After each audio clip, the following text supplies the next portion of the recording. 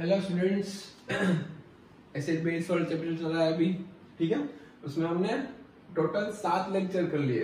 ये हमारा most probably 8th और लास्ट लेक्चर होगा। इसके बाद एक लेक्चर लूंगा जिसमें बहुत ही अच्छे अच्छे क्वेश्चंस मिलेंगे आपको। ये अभी हमारा 7th लेक्चर है। ये लेक्चर होने वाला है पूरा डिटेल्ड एकदम सॉल्ट के ऊपर, कैसे फॉर्म होता है सॉल्ट, कौन से टाइप के सॉल्ट होते हैं। ठीक है, जितनी भी एनसीईआरटी में बातें हैं, जितने भी बोर्ड में पूछते हैं, वो सारी चीजें इस लेक्चर में कवर होने वाली है। आपको एक बात ध्यान रखनी है, कुछ जगह पे मैं हाईलाइट करूंगा बीच बीच में, ये चीज, इसका केमिकल फॉर्मूला ये क्या होता है, इसका यूज क्या होता है, वो चीज आपको कमेंट सेक्शन में लिखना है कंपल्सरी। क्लियर? चल तो स्टार्ट करते हैं। आज का लेक्चर सॉल्ट के ऊपर डिपेंडेड है। पहले सॉल्ट फॉर्मेशन कैसे होता है वो समझते हैं, थोड़ी बेसिक बात। ठीक है, देखो हमें पता है अगर मैं एक एसिड को बेस के साथ मिक्स कर दूं तो क्या बनता है, सॉल्ट एंड वाटर। क्या बनता है, सॉल्ट एंड वाटर। बहुत भी और भी तरीके हैं, हम मेटल के साथ एसिड मिक्स करते हैं तो भी सॉल्ट बनता है, लेकिन इसके ऊपर से कुछ इंपॉर्टेंट चीज आपको याद रखनी है। देखो क्या याद रखना है। अब सॉल्ट 3 टाइप के होते हैं। एक सॉल्ट होता है एसिडिक सॉल्ट, सेकेंड सॉल्ट होता है आपका basic salt, and third one होता है न्यूट्रल सॉल्ट। अब एसिडिक सॉल्ट कैसे बनता है, बेसिक सॉल्ट कैसे बनता है, न्यूट्रल सॉल्ट कैसे बनता है, इसमें बच्चे कंफ्यूज रहते हैं। देखो, अगर मैं एक स्ट्रॉन्ग एसिड उठा लूं, उसके साथ में एक वीक बेस की रिएक्शन करवा दूं, ठीक है, कौन सा कंपोनेंट स्ट्रॉन्ग है, एसिड स्ट्रॉन्ग है, बेस वीक है। दूसरी पॉसिबिलिटी क्या हो सकती है, मैं ऐसा कर लूं, एक स्ट्रॉन्ग एसिड उठा लूं, उसके साथ एक स्ट्रॉन्ग बेस उठा लूं, दूसरी ये पॉसिबिलिटी हो सकती है। थर्ड पॉसिबिलिटी क्या हो सकती है, तो देखो मैं एक वीक एसिड उठा लूं और उसके साथ स्ट्रॉन्ग बेस उठा लूं, ये भी पॉसिबिलिटी हो सकती है। लास्ट में क्या पॉसिबिलिटी हो सकती है, तो मैं एक वीक एसिड उठा लूं, उसके साथ एक वीक बेस उठा लूं, ये पॉसिबिलिटी भी हो सकती है। अब देखो, इन दोनों की रिएक्शन से सॉल्ट बनने वाला है वो फाइनल है। ठीक है, सॉल्ट एंड वाटर, क्योंकि है तो दोनों एसिड एंड बेस। लेकिन इन दोनों कंपोनेंट में स्ट्रॉन्ग कंपोनेंट कौन सा है, तो इसमें दिख रहा है एसिड वाला कंपोनेंट स्ट्रॉन्ग है। इट मींस यहाँ पे जो सॉल्ट का फॉर्मेशन होगा वो होगा आपका एसिडिक सॉल्ट। जो कंपोनेंट स्ट्रॉन्ग होता है उसके जैसा सॉल्ट बिहेव करता है, क्योंकि भाई ऐसे याद रखो, ये मजबूत इंसान है, इसमें कुछ नहीं है ताकत वाकत, दोनों लड़ेंगे तो रिजल्ट किसके बराबर मिलेगा, एसिड के बराबर, मतलब जो स्ट्रॉन्ग कंपोनेंट था उसके बराबर मिलेगा। यहाँ पे देखो, एक है स्ट्रॉन्ग एसिड, एक है स्ट्रॉन्ग बेस, दोनों स्ट्रॉन्ग है, दोनों आपस में लड़ेंगे, कुछ नहीं होगा, सॉल्ट कैसा बनेगा, न्यूट्रल सॉल्ट। मतलब अगर दोनों की स्ट्रेंथ इक्वल है तो सॉल्ट कैसा बनने वाला है आपका, न्यूट्रल सॉल्ट। क्लियर? अब देखो, एक है आपका वीक एसिड, एक है आपका स्ट्रॉन्ग बेस, तो इन दोनों में स्ट्रॉन्ग कंपोनेंट कौन सा है, बेस आपका स्ट्रॉन्ग है। तो देखो, जो कंपोनेंट स्ट्रॉन्ग होता है उसके जैसा सॉल्ट बनता है, मतलब यहाँ पे क्या बनेगा, बेसिक सॉल्ट।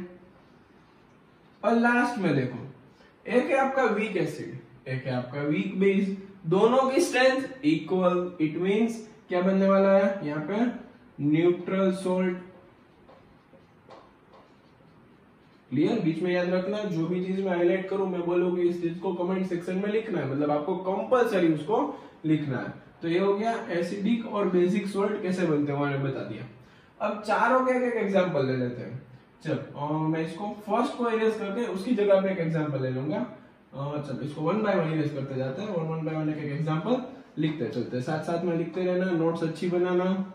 देखो, एक मैं स्ट्रॉन्ग एसिड चूज करूं। अब आपको स्ट्रॉन्ग एसिड और वीक एसिड का कॉन्सेप्ट क्लियर होना चाहिए। अगर किसी को स्ट्रॉन्ग एसिड वीक एसिड का कॉन्सेप्ट क्लियर नहीं है, और या फिर स्ट्रॉन्ग बेस और वीक बेस, तो चले जाओ फर्स्ट लेक्चर में और थर्ड या फोर्थ लेक्चर, वहां पे आपको बेस का मिल जाएगा। फर्स्ट लेक्चर में आपको पूरा एसिड का मिल जाएगा। अब देखो, स्ट्रॉन्ग एसिड के बदले मैं चूज कर रहा हूं वेरी फेमस हाइड्रोक्लोरिक एसिड, उसके साथ एक वीक बेस चूज कर रहा हूं, कौन सा, अमोनियम हाइड्रोक्साइड। सबको पता है वीक बेस है, ठीक है। अब देखो, यहाँ पे कौन सा कंपोनेंट अलग हो जाएगा, जल्दी से कमेंट सेक्शन में लिखो। HCl में कौन सा कंपोनेंट अलग होता है, तो सबने लिख लिया होगा। यहाँ पे आंसर चेक करना करेक्ट है कि नहीं है, H plus and Cl minus. Clear. चलो NH4 plus and OH minus, वो भी आपको मतलब पता होना चाहिए। अब कमेंट सेक्शन में लिखो इसमें से कौन सा सोल्ट बनेगा, कंपलसरी है सबके लिए। जल्दी से चलो इसमें कौन सा सोल्ट बनने वाला है, वीडियो को पॉज करो, अच्छे से लिखो कौन सा सोल्ट बनेगा। चलो सबने लिख लिया, यहाँ पे देखना एक बार कौन सा सोल्ट बन रहा है। तो देखो Cl minus and NH4 plus क्या बनता है, NH4Cl अमोनियम क्लोराइड प्लस यहाँ पे क्या हो जाएगा, वाटर। अगर कोई पूछे आपको अमोनियम क्लोराइड का नेचर कैसा है, एसिडिक है, बेसिक है कि न्यूट्रल है, तो जल्दी से बोलो इसका नेचर क्या होगा। देखो एक आया स्ट्रॉन्ग एसिड, एक आया वीक बेस। स्ट्रॉन्ग एसिड और वीक बेस में से कौन सा सोल्ट बनता है, तो ऑब्वियस सी बात है कौन सा सोल्ट बनता है, एसिडिक सोल्ट बनता है। तो देखो मैंने आपको एक एसिडिक सोल्ट का एग्जांपल बता दिया। क्लियर एकदम सबको। चलो इसको मैं इरेज कर रहा हूं। दूसरा एग्जांपल, जल्दी से साथ में रहना, कमेंट सेक्शन का यूज करना अच्छे से। दूसरा हम ले लेते हैं weak acid and weak base. अब weak acid and weak base में से कौन सा सोल्ट बनता है, तो थोड़ी देर पहले हमने देखा वीक एसिड और वीक बेस में से कौन सा बनता है, न्यूट्रल सोल्ट बनता है, सबको पता है। अब देखो मैंने एक वीक एसिड चूज कर लिया। वीक एसिड कौन सा चूज करें, तो वो भी मैंने फर्स्ट लेक्चर में बताया हुआ है। अब अभी भी किसी को नहीं पता तो जाके पहले देख के आओ फर्स्ट लेक्चर, फिर ये अच्छे से सोल्व करना। देखो वीक एसिड क्या है, H2CO3। इसका नाम जल्दी से कमेंट सेक्शन में मुझे चाहिए अभी, इसका नाम क्या होता है बोलो जल्दी। H2CO3 का नाम लिख लिया सबने, इसके साथ में इसका नाम लिखने जा रहा हूं, इसका नाम होता है कार्बनिक एसिड। मैं कमेंट सेक्शन चेक करने वाला हूं। फिर वीक बेस, अब वीक बेस क्या होता है, तो कोई भी एक वीक बेस अभी उठाया था हमने, NH4OH। अब इसको आयोनाइज कर रहा है, जल्दी से कमेंट सेक्शन में इसको आयोनाइज करो। क्या होगा आयोनाइजेशन, पॉज करके वीडियो को पॉज करके जल्दी से इसको आयोनाइज करो। H2CO3 कैसे आयोनाइज होगा, 2H plus and CO3 minus 2। कई बच्चों ने लिखा होगा H plus and CO3 minus 2, वो गलत है, यहाँ पे आपको 2 लिखना कंपलसरी है। क्लियर। NH4OH को आयोनाइज करो जल्दी से, क्या होता है कमेंट सेक्शन में लिखो, जल्दी पॉज करो वीडियो को। क्या होगा NH4OH का ionization, NH4 plus and OH minus. Clear एकदम। अब देखो यहाँ पे CO3 माइनस 2, यहाँ पे NH4 प्लस, मिलके कौन सा सॉल्ट बन जाएगा, अमोनियम कार्बोनेट, मतलब NH4 ट्वाइस CO3। इसको ऐसे लिखना पड़ेगा NH4 ट्वाइस CO3, और लास्ट में क्या बच जाएगा, H2O। क्लियर। सबको रिएक्शन बैलेंस करना आता है, फिजिकल स्टेट आता है, हमने बेसिक्स में सब कुछ कवर किया हुआ है। क्लियर एकदम।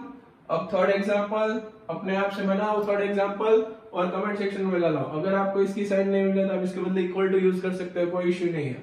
यहाँ पे प्लस सब में कीबोर्ड में अवेलेबल होता है, यहाँ पे भी प्लस अवेलेबल होता है, इसको लिख लो। ब्रैकेट नहीं मिल रहा है तो कोई इश्यू नहीं है, ठीक है।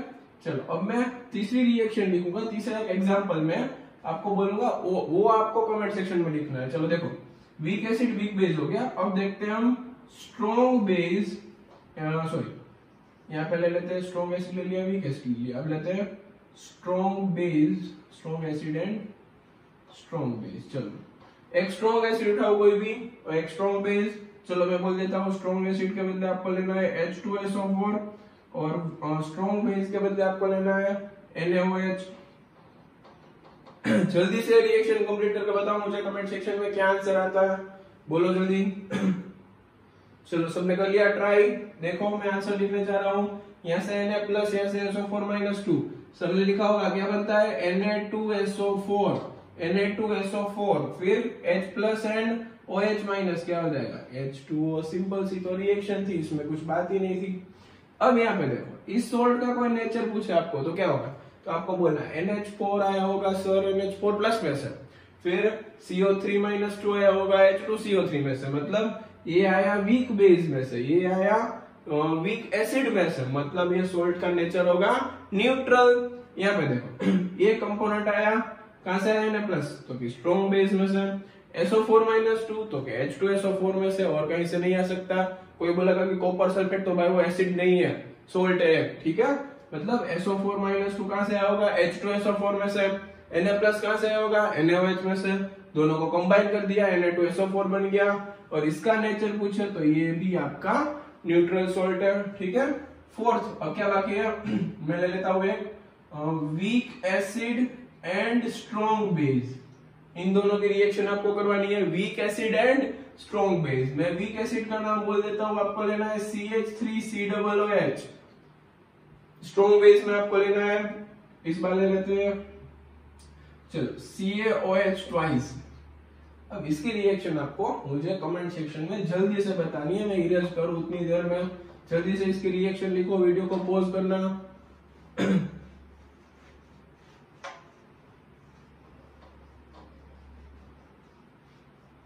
चलो आई होप सबने आंसर दे दिया होगा। देखो इसमें से क्या अलग होता है, CH3COO-, ये बात याद रखनी है। एसिटिक एसिड एक ऐसा है जिसमें पहले नेगेटिव होता है, बाद में क्या होता है, पॉजिटिव। फिर यहाँ पे देखो CaOH ट्वाइस, इसमें क्या होगा Ca+2 2OH -1, ये बात भी सबको क्लियर है। अब देखो इन दोनों को मिक्स करना है, Ca+2n और CH3COO-। अब कई बच्चों ने लिखा होगा ऐसे, देखना CH3COO ट्वाइस, सब गलती करते हैं। चलिए अब देखो यहाँ पे ऐसा भी हो सकता है, CH3COO ट्वाइस Ca। अब कोई गलत नहीं, ऐसा नहीं बोल सकता कि दोनों में से कोई गलत है, लेकिन ये ज्यादा सही है, ठीक है। CH3COO आपको आगे लिखना होता है। एसिटिक एसिड वाला मतलब यहाँ पे COOH जब भी आए कार्बोक्सिलिक एसिड कंपोनेंट, तो उसमें CH3COO आगे लिखा करो, वो सही रहेगा। तो यहाँ पे क्या बन जाएगा CH3COO ट्वाइस, यहाँ पे आ जाएगा Ca और अलग हो जाएगा H2। तो अपनी रिएक्शन चेक करो, सही आ रही है कि गलत आ रही है, ठीक है। और इसका नेचर कोई भी आपको पूछे तो इसका नेचर क्या होगा, तो देख लो CH3COO ट्वाइस एंड Ca, मतलब क्या हो जाएगा, देखो ये आया स्ट्रॉन्ग बेस में से, ये आया वीक एसिड में, इट मींस ये क्या हो जाएगा आपका बेसिक सोल्ट। क्लियर एकदम। चलो तो वीडियो को पॉज कर लो एक बार, अच्छे से ये क्वेश्चन लिख लो 4, ठीक। अब हम आगे बढ़ते हैं। चलो तो सबने नोट डाउन कर लिया। अभी देखो बोर्ड पे मैंने 10 क्वेश्चन लगाया, जल्दी से वीडियो को पॉज करो। इस सब का नेचर बताना है आपको, ये एसिडिक है, एसिडिक सोल्ट है, बेसिक सोल्ट है, न्यूट्रल सोल्ट है, सब आपको 1 बाय 1 कमेंट बॉक्स में लिखना है, उसके बाद मैं सोल्व करूंगा। चलो मैं 3 तक काउंट करता हूं, 1 2 3, पॉज करके आपने ट्राई कर लिया होगा। वीडियो को पॉज करना है, फिर आपको ट्राई करना है, फिर आंसर चेक करना है, पहले आंसर कमेंट बॉक्स में डालना है। अब देखो Na2SO4, दिमाग में सोचो, ऐसा कुछ लिखना विखना नहीं, ऐसे ही सोचते जाओ। Na+SO4 -2, ठीक है। Na+ कहां से आएगा, NaOH से। SO4 -2 कहां से आएगा, H2SO4 से। मतलब स्ट्रॉन्ग एसिड और स्ट्रॉन्ग बेस का सोल्ट कैसा होता है, आपको लिखना है न्यूट्रल होता है। क्लियर। अब देखो CaSO4 CaOH ट्वाइस, फिर यहाँ पे क्या आ गया SO4 -2, यहाँ ए कौन सा बेस है, तो ये भी स्ट्रॉन्ग है, ये भी स्ट्रॉन्ग है, मतलब यहाँ पे हो जाएगा न्यूट्रल सोल्ट। यहाँ पे आ गया NaOH strong base, HCl strong acid, मतलब आ जाएगा आपका न्यूट्रल सोल्ट। MgOH ट्वाइस और HNO3 मतलब nitric acid and magnesium hydroxide, तो दोनों स्ट्रॉन्ग कंपोनेंट है, मतलब ये भी हो जाएगा आपका न्यूट्रल सोल्ट। यहाँ पे देखो CH3COO ट्वाइस तो आएगा CH3COOH में, और MgOH ट्वाइस मतलब strong base and weak acid का सोल्ट होता है basic salt. Clear. NH4+ Cl- मतलब NH4OH HCl, HCl strong, NH4OH weak, और strong acid and weak base का सोल्ट मतलब हो जाएगा आपका एसिडिक सोल्ट। यहाँ पे देखो H2CO3 एंड NH4OH मतलब week acid and weak base का सोल्ट हो जाएगा न्यूट्रल, ठीक है। यहाँ पे देखो NH4+ SO4 -2 मतलब week base and strong acid का सोल्ट हो जाएगा एसिडिक। यहाँ पे देखो NH4+ NO3 -2 मतलब HNO3 and NH4OH मतलब week base and strong acid का सोल्ट मतलब acidic. K2SO4 K+SO4 -2 KOH H2SO4 strong base weak strong base and strong acid, मतलब हो जाएगा एसिडिक। ठीक है, अगर स्ट्रॉन्ग एसिड स्ट्रॉन्ग बेस में प्रॉब्लम आ रही है तो पहला दूसरा लेक्चर आपको कंपलसरी देखना पड़ेगा, इसके अलावा आपके पास कोई ऑप्शन नहीं है। क्लियर एकदम? तो ये हो गया हमारा पहला सोल्ट का इंट्रोडक्शन खत्म हो रहा है। अब मैं इसको इरेज करने जा रहा हूँ, सब अपने आप से आंसर चेक कर लेना, कमेंट बॉक्स में लिखो सबके सही आंसर आ रहे हैं कि नहीं आ रहे हैं।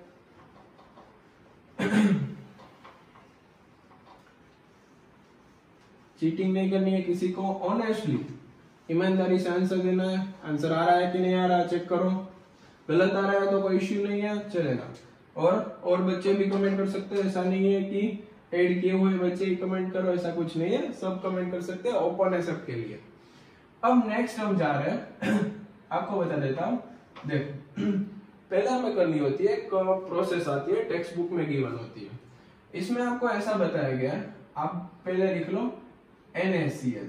अब NaCl के बारे में सबको पता होता है। NaCl एक सोल्ट है, कौन सा सोल्ट है? इसका नाम क्या होता है? Sodium chloride. इसका नाम क्या होता है? Sodium chloride. चलो अब मुझे पहले जल्दी से कमेंट बॉक्स में बताओ ये कहां से आया होगा, एक कंपोनेंट कहां से आया होगा, एक कंपोनेंट कहां से आया होगा, जल्दी से इसका आंसर मुझे कमेंट बॉक्स में बताओ। चलो सबने लिख लिया, ये आया होगा NaOH से, ये आया होगा HCl से, सबको पता है? क्लियर? तो आपको कोई पूछे कि NaCl की प्रिपरेशन कैसे होती है, अब देखो आपको पढ़ना कैसे, पहले मैं बता देता हूँ आपको। मेनली पहले ये NaCl वाला सोल्ट पढ़ना है, मतलब NaCl कैसे बनता है, उसकी प्रॉपर्टीज क्या होती है और उसके यूज क्या होते हैं। मतलब हर सोल्ट में एक चीज फिक्स रहेगी, प्रिपरेशन, प्रॉपर्टीज एंड यूज। ठीक है, उसके बाद आपको पढ़ना है, एक नाम है क्लोर एल्कली प्रोसेस।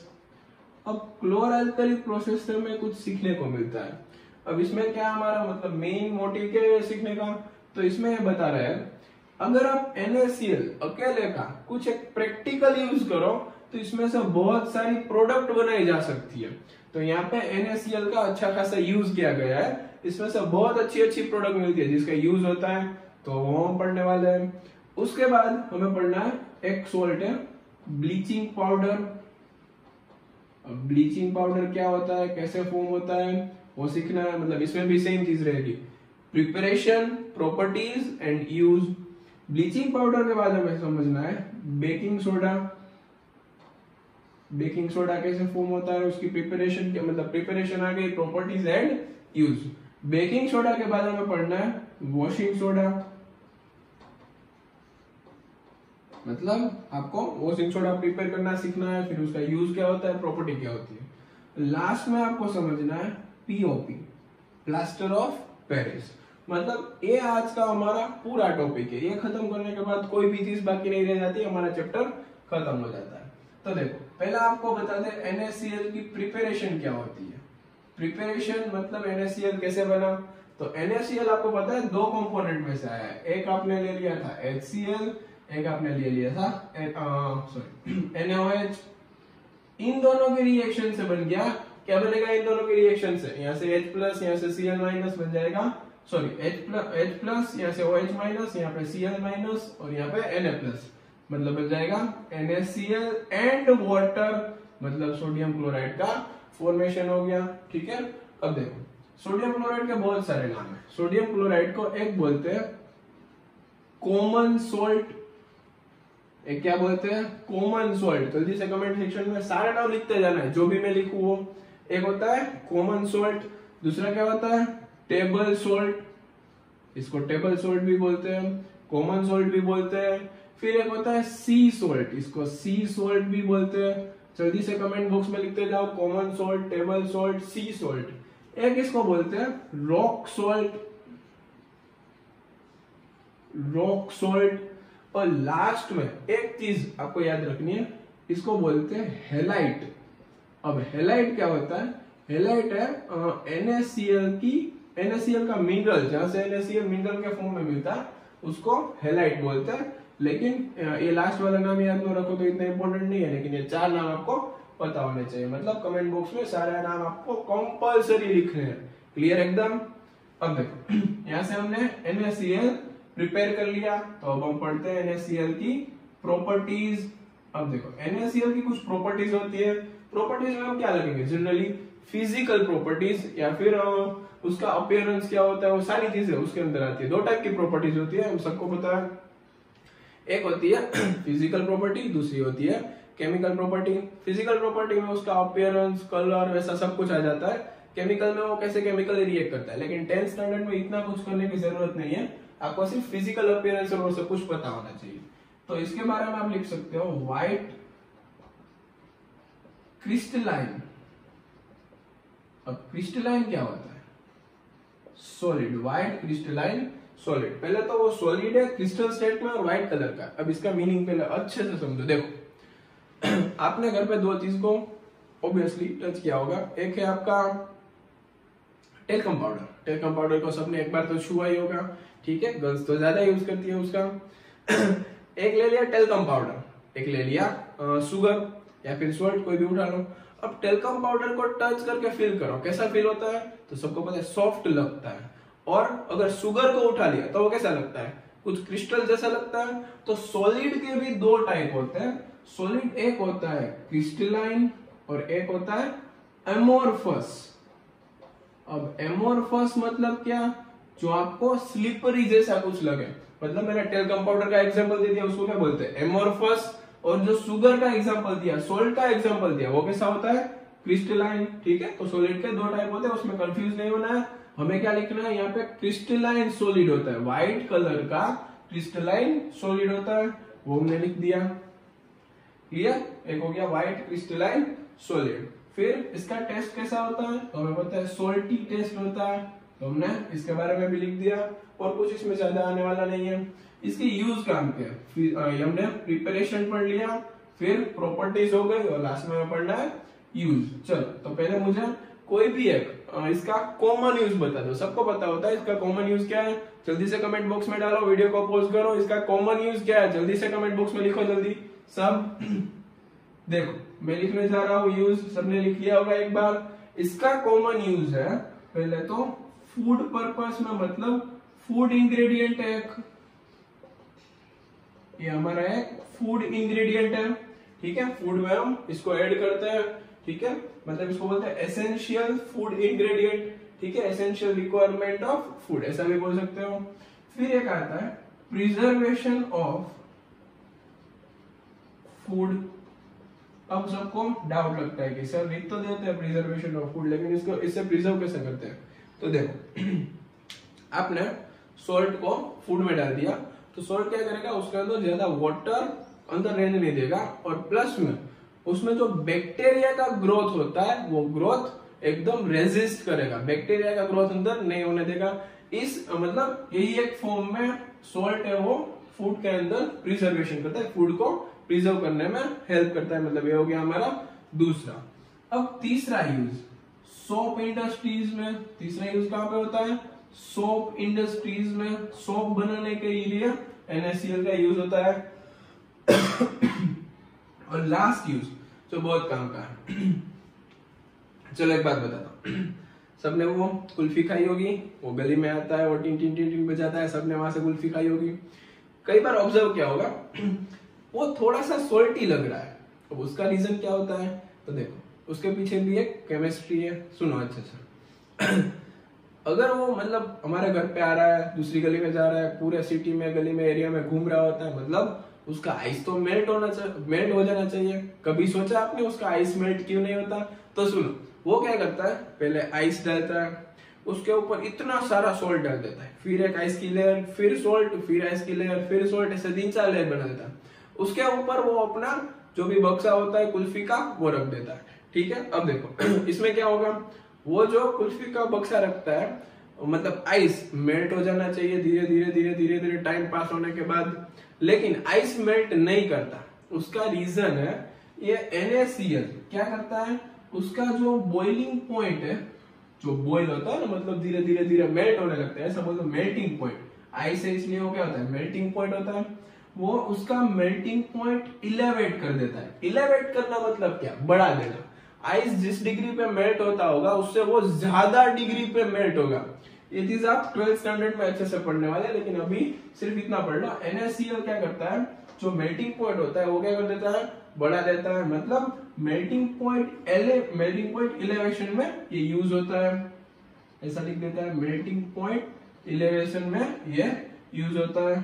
स्पेशली जो वेंडर्स होते हैं, जो आपके घर के आसपास जो सब बेचने आते हैं, वो इसका यूज करते हैं। क्लियर एकदम? तो ये हो गया हमारा पूरा पहला सोल्ट खत्म, NaCl सोडियम क्लोराइड।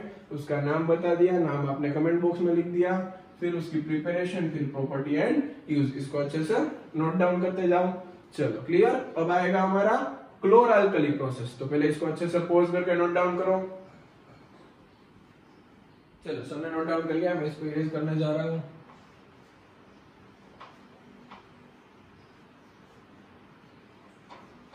मजा आ रहा है लेक्चर में तो लाइक करते जाओ, सब दोस्तों को शेयर कर दो अपने, मतलब वो भी अभी लेक्चर देख सके। इसके बाद में बहुत ही अच्छे अच्छे क्वेश्चन की सीरीज लाने वाला हूँ। मतलब आपका कुछ टेस्ट काइंड ऑफ हो जाएगा, आपको आंसर देते जाना है, क्वेश्चन आएगा इसके ऊपर आंसर देना है, क्वेश्चन आएगा आंसर देना है। क्लियर? चलो देखो अब हमें पढ़ना है एक इंपॉर्टेंट टॉपिक है जिसका नाम है क्लोर एल्कली प्रोसेस। अब मैं इसको बहुत ही फनी वे से समझाऊंगा, मतलब आपको पढ़ने में अच्छा लगे, बोरिंग ना हो जाए। ठीक है? अब देखो क्लोर एल्कली प्रोसेस करने का पहला मेन हमारा इंटेंशन क्या है। देखो अब ऐसा सोचो, टेक्स्ट बुक में लिखा हुआ होता है NaCl can use to prepare various products. मतलब बहुत अच्छी अच्छी काम की प्रोडक्ट बनाने के लिए हम यहाँ पे NaCl का यूज करते हैं। अब NaCl का मेन यूज होता है क्लोर एल्कली प्रोसेस में। ठीक है? देखो मैं यहाँ पे एक डायग्राम ड्रॉ कर रहा हूँ, उसी डायग्राम की हेल्प से आपको क्लियरली समझा दूंगा।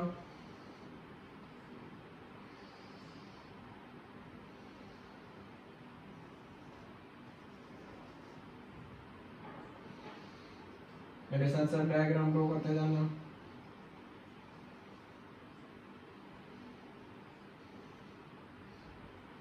कुछ नहीं करना है आपको, केमिस्ट्री में घूम फिर के डायग्राम बना देना है। ऑब्जर्व किया था तो मैंने पिछले लेक्चर में भी बनाया था, हमने फर्स्ट लेक्चर में भी बनाया था, ये डायग्राम के ऊपर चलता है, हम थर्ड लेक्चर में भी बनाएंगे। ठीक है? चलो यहाँ पे आएगा प्लस, यहाँ पे आएगा माइनस।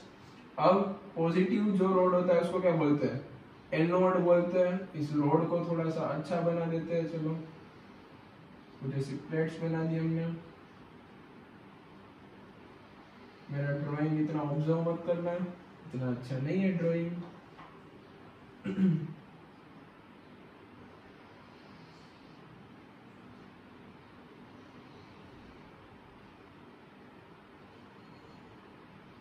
चलो ये ऐसे लीकेज ना हो जाए इसलिए हम इसको बंद कर देते हैं। ठीक है? चल यहाँ पे वायर टूट गया, बोला करो मुझे वायर टूट रहा है सर। चल पॉजिटिव नेगेटिव, मतलब इसको बोल दिया हमने एनोड, इसको बोल दिया हमने कैथोड। अगेन इलेक्ट्रिसिटी पास करनी है। देखो इसके अंदर मैं एक सॉल्यूशन फिल कर रहा हूँ, सॉल्यूशन का कुछ नाम है। इस सॉल्यूशन को बोलते हैं ब्राइन सॉल्यूशन। सुना होगा कभी नाम ब्राइन सॉल्यूशन। अब देखो ब्राइन सॉल्यूशन क्या होता है, कुछ नहीं, आपने NaCl ले लिया, उसके अंदर थोड़ा सा पानी मिला दिया, मतलब NaCl थोड़ा सा एक्टिव हो गया। अब उसको डाइल्यूट कर दिया वाटर के साथ, मतलब एक्वा सॉल्यूशन है, थोड़ा सा वाटर डालना है। एक्चुअली ऐसा बोला जाता है ब्राइन सॉल्यूशन 4% to 30% वाटर का NaCl के साथ सॉल्यूशन होता है।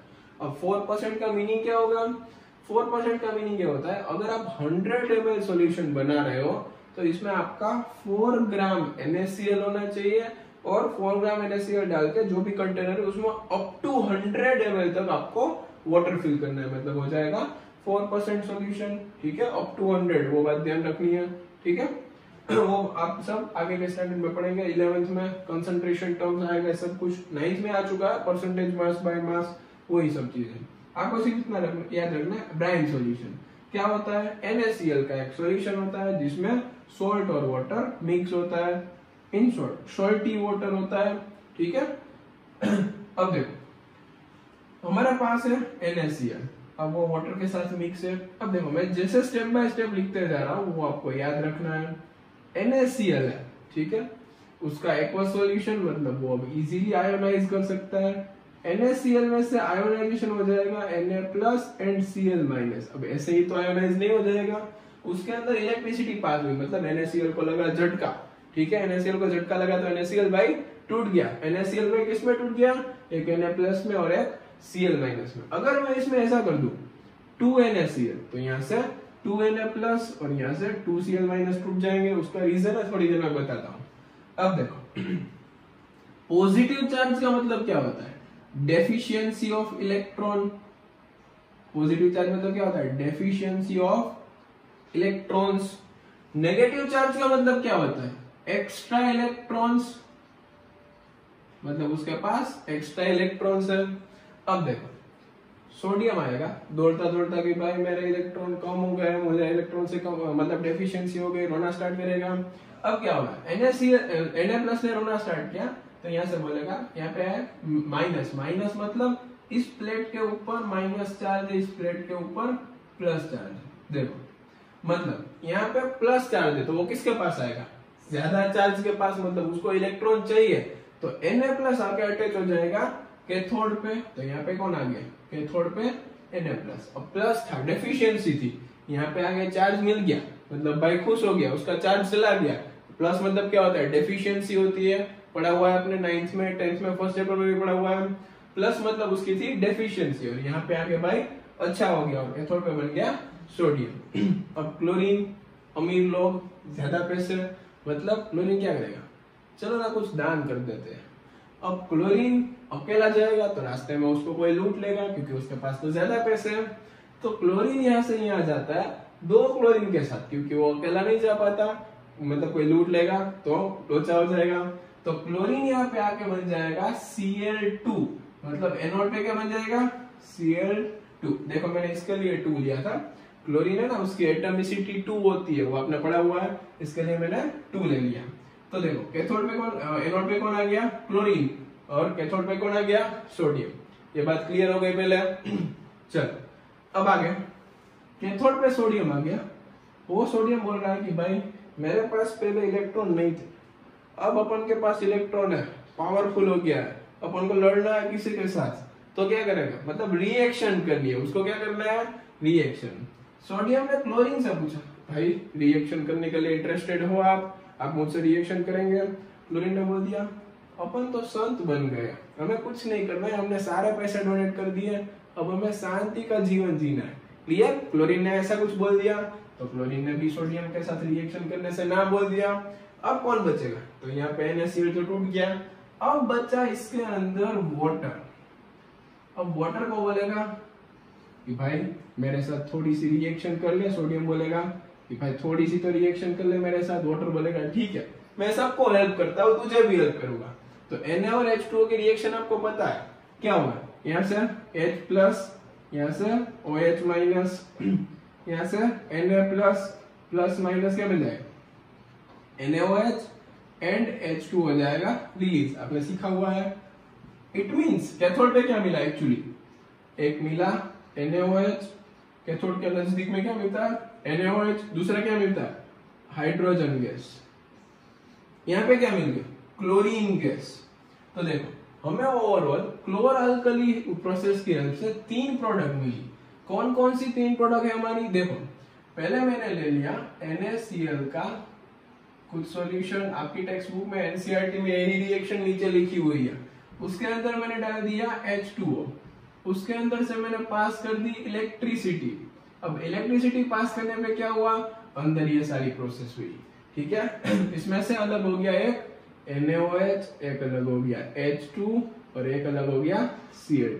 अब कई सारे बच्चों को समझ में नहीं आता कि इसमें से ये कैसे हुआ, तो देखो ये पूरा एक्सप्लेनेशन है आपके सामने, एक बार रिवाइज करवा देता हूँ, फिर आपको ये रिएक्शन सबको ये रिएक्शन कंपलसरी कमेंट बॉक्स में लिखनी है।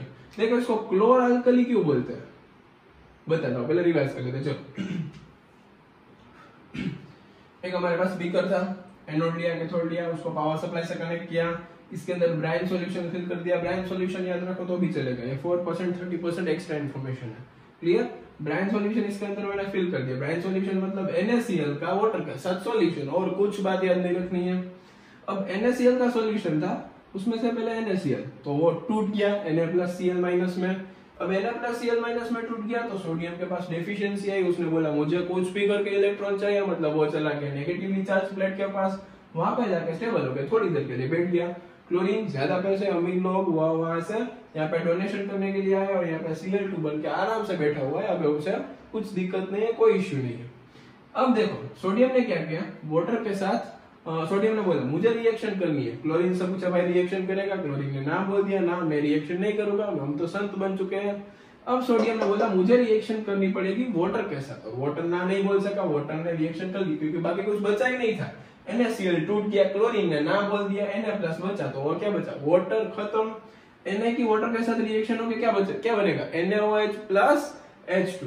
तो देखो क्या क्या मिला हमें, एक मिला NaOH, एक H2। ऐसा नहीं बोलना है कि सोडियम मिला, सोडियम ने तो रिएक्शन कर लिया, सोडियम नहीं है, NaOH और H2 है। तो देखो NaCl का एक सॉल्यूशन हम उसके अंदर से इलेक्ट्रिसिटी पास करें, ऐसा बोलते हैं। ब्राइन सॉल्यूशन के थ्रू हम इलेक्ट्रिसिटी पास करें तो हमें क्या मिलता है, एक मिलता है NaOH, एक मिलता है H2, एक मिलता है Cl2, ये 3 प्रोडक्ट हमें मिलती है। अब देखो यहाँ पे मिल रहा है क्लोरीन, मतलब इसको बोलते हैं क्लोर। अब देखो आप जल्दी से अपनी नोट में एक डेफिनेशन लिखो, water soluble bases are called alkali. जो वाटर सोल्यूबल बेसिस होते हैं, जो ऐसे बेस जो वाटर के अंदर डिसॉल्व हो जाए, उसको क्या बोलते हैं, अल्कली बोलते हैं। तो NaOH एक बेस है और वाटर सोल्यूबल है, मतलब इसको क्या बोलेंगे, अल्कली। अब देखो क्लोर और अल्कली मतलब क्या हो जाएगा, क्लोर अल्कली प्रोसेस। अब टेक्स्ट बुक में यहाँ पे कुछ मेम्ब्रेन रखा है वो आयंस को पास करने के लिए, और कुछ नहीं है। अब मैं इसके यूजेस बताता हूँ, पहले इसको अच्छे से नोट डाउन करो, पूरी प्रोसेस डिटेल में लिखना, और ये रिएक्शन आपको कमेंट बॉक्स में कंपल्सरी लिखनी है। क्लियर? चलो इसको नोट डाउन करो। चलो तो सबने नोट डाउन कर लिया। अब और एक बात, NaOH का एक नाम है जिसको आप अच्छे से बॉक्स बना के मार्जिन में कहीं पे साइड में लिख दो। NaOH को बोलते हैं, एक तो हम पता है सोडियम हाइड्रोक्साइड बोलते हैं, दूसरा बोलते हैं इसको कॉस्टिक सोडा, लिखते हैं इसे कास्टिक सोडा, कास्टिक सोडा बोलते हैं, कॉस्टिक सोडा बोलते हैं, लेकिन ये आपको याद रखना है CaUSTIC कास्टिक सोडा, ये आपको पता होना चाहिए। अभी स्क्रीन के ऊपर आपको एक इमेज दिखेगी, वहां पे आपको NaOH के, H2 के, Cl2 के यूजेस दिख रहे हैं, वो यूजेस आपको याद रखने हैं। जैसे लिखा हुआ है Cl2 तो वाटर ट्रीटमेंट प्लांट में, फिर पॉलीविनाइल क्लोराइड मतलब PVC बनाने में, सब जगह पे यूज होता है। H2 मार्गरीन मतलब उसको सिंथेटिक बटर बोलते हैं, वो बनाने में यूज होता है। फिर NaOH का सोप बनाने में यूज होता है। वो सारे यूजेस यहाँ पे स्क्रीन के ऊपर जो इमेज टेक्स्ट बुक है वो डाल रहा हूँ, इसमें आपको दिखेंगे। क्लियर? चलो तो भाई सबने इमेज यहाँ पे आई थी वो ऑब्जर्व कर ली है, ठीक है। अभी तक थोड़ा सा रिवाइज कर लेते हैं, अभी तक हमने कितना किया है। देखो पहले मैंने सोल्ट समझाया, किससे बनता है, एसिड और बेस के मिक्सचर से क्या बनता है, सोल्ट एंड वाटर। फिर हमने सीखा acidic salt, basic salt and neutral salt. मतलब अगर आपका स्ट्रॉन्ग एसिड और वीक बेस है तो क्या बनेगा, स्ट्रॉन्ग एसिड वीक बेस, तो जो कंपोनेंट जो सोल्ट आएगा वो होगा हमारा एसिडिक सोल्ट। फिर strong acid and strong base तो neutral salt, weak acid strong base तो basic salt, and weak base and weak acid मतलब न्यूट्रल सोल्ट। ये सीख लिया। उसके बाद हमने सीखा कि भाई सोल्ट में फर्स्ट सोल्ट था हमारा NaCl। अब NaCl मतलब सोडियम क्लोराइड, सोडियम क्लोराइड सीखा, उसके 3-4 नाम थे। फिर उसको क्या बोलते हैं, कॉमन सोल्ट, टेबल सोल्ट, सी सोल्ट, सोडियम क्लोराइड, ऐसे 3-4 नाम। और हेलाइट जो उसका मिनरल होता है, लेकिन वो आपको याद रखने की जरूरत नहीं है। फिर उसके बाद उसकी प्रॉपर्टीज, उसके यूजेस क्या क्या यूज होती है वो हमने सीख लिया। फिर वो मैंने एक अच्छा सा एग्जांपल दिया था, वो आपको याद रखना है, जो कुल्फी वाला एग्जांपल था। मतलब freezing point, sorry melting point को इलेवेट करने के लिए सोडियम क्लोराइड का यूज होता है। चलो ऐसा लग रहा है कई बच्चों को वो पॉइंट क्लियर नहीं हुआ होगा, मैं थोड़ा सा क्लियर करता हूँ वो पॉइंट। सिंपल देखो, आइस है मतलब वो मेल्ट करता है। अब आइस मेल्ट कर रहा है कुछ टेम्परेचर पे, अगर मैं उसके ऊपर थोड़ा सा सोल्ट डाल दूं तो वो क्या करेगा, वो आइस को मेल्ट करेगा थोड़े हाई टेम्परेचर पे। इट मीन्स अभी मैं सोच रहा हूँ यहाँ पे होगा 30 डिग्री, यहाँ पे आइस मेल्ट हो जा रहा है। अगर मैं सोल्ट डाल दूं तो अप्रोक्सीमेटली वो ऐसा एज्यूम करते हैं 45 डिग्री पे मेल्ट होगा, तो वो अच्छा काम हो जाएगा उस वेंटर के लिए, मतलब वो पूरे दिन घूम सकता है। तो वो एक अच्छा यूज था NaCl का, वो हमने पढ़ लिया। क्लियर एकदम सबको? चलो तो हम आगे बढ़ते हैं। उसके बाद हमने सीखा था क्लोर अल्कली प्रोसेस। अब क्लोर अल्कली प्रोसेस क्या थी? तो NaCl का एक सॉल्यूशन है, मतलब उसका ब्राइन सॉल्यूशन बनाया मैंने। मतलब ब्राइन सॉल्यूशन क्या होता है? NaCl में वाटर डाल देना है, और कुछ अभी आपको सीखने की जरूरत नहीं है। परसेंटेज क्या होता है वो भी सीखने की जरूरत नहीं है। ब्राइन सॉल्यूशन में से मैंने इलेक्ट्रिसिटी पास की, तो उसमें से मुझे 3 प्रोडक्ट मिली। एक मिला था NaOH, एक मिला था H2 एंड एक मिला था Cl2। मैंने तीनों का यूज बताया। Cl2 का यूज क्या था? तो हमने सीखा Cl2 का यूज था कि भाई वो एक पॉलीविनाइल क्लोराइड बनाने में यूज होता है। फिर एक डिसइंफेक्टेंट, मतलब आप स्विमिंग पूल में जाते हो तो वहां से क्लोरीन की स्मेल आती है, तो वहां से जो बैक्टीरिया का, मतलब अंदर जो बैक्टीरिया का फॉर्मेशन होता है वो मिटाने के लिए, मतलब क्लोरीन एक डिसइंफेक्टेंट है, मतलब इन्फेक्शन ना हो ऐसा कुछ बनाने के लिए क्लोरीन का यूज होता है। फिर हाइड्रोजन एक फ्यूल है। फिर मार्गरीन बनाने के लिए, मार्गरीन डाउट होगा बच्चों को, मार्गरीन मतलब क्या? Synthetic butter. सिंथेटिक बटर सबने सुना होगा, उसको मार्गरीन बोलते हैं। उसका प्रोडक्शन करने के लिए वो हम सीखेंगे 4th चैप्टर में, वो कैसे बनता है वो, ठीक है। फिर NaOH का यूज। NaOH का एक बड़ा अच्छा यूज था डी-ग्रीसिंग एजेंट, मतलब डी-ग्रीसिंग ऑफ मेटल। अब मेटल के ऊपर ग्रीस लगाया। ग्रीस एक ल्यूब्रिकेंट है, आपको पता है ल्यूब्रिकेंट क्या होता है? जो फ्रिक्शन को रिड्यूस कर दे। मतलब देखो यहाँ पे 2 सरफेस है, इसके ऊपर फ्रिक्शन लग रहा है। आपने घर पे सुना होगा दरवाजे के बीच में ऐसे ऐसे ऐसे आवाज आती है, मजा नहीं आता, तो वहां पे आप ऑयलिंग करते हो। तो उसको ऑयलिंग करने से क्या होता है? उन दोनों के बीच में जो फ्रिक्शन, जो दोनों सरफेस घिसती है एक दूसरे के साथ, वो आप कम कर देते हो। क्लियर? तो उसका यूज हो गया। फिर आपने पूरी प्रोसेस समझ ली, NaOH कैसे, NaOH Cl2 and H2 कैसे फॉर्म होता है। इट मीन्स हमने क्लोर अल्कली, क्लोरीन और NaOH मैंने बता दिया अल्कली, वो खत्म हो गया। उसके बाद हम आगे जा रहे हैं हमारा नेक्स्ट सॉल्ट, जिसका मैं नाम देता हूं सेकेंड वन। पहला था हमारा NaCl। चलो ये क्या है? सेकेंड वन है हमारा bleaching powder.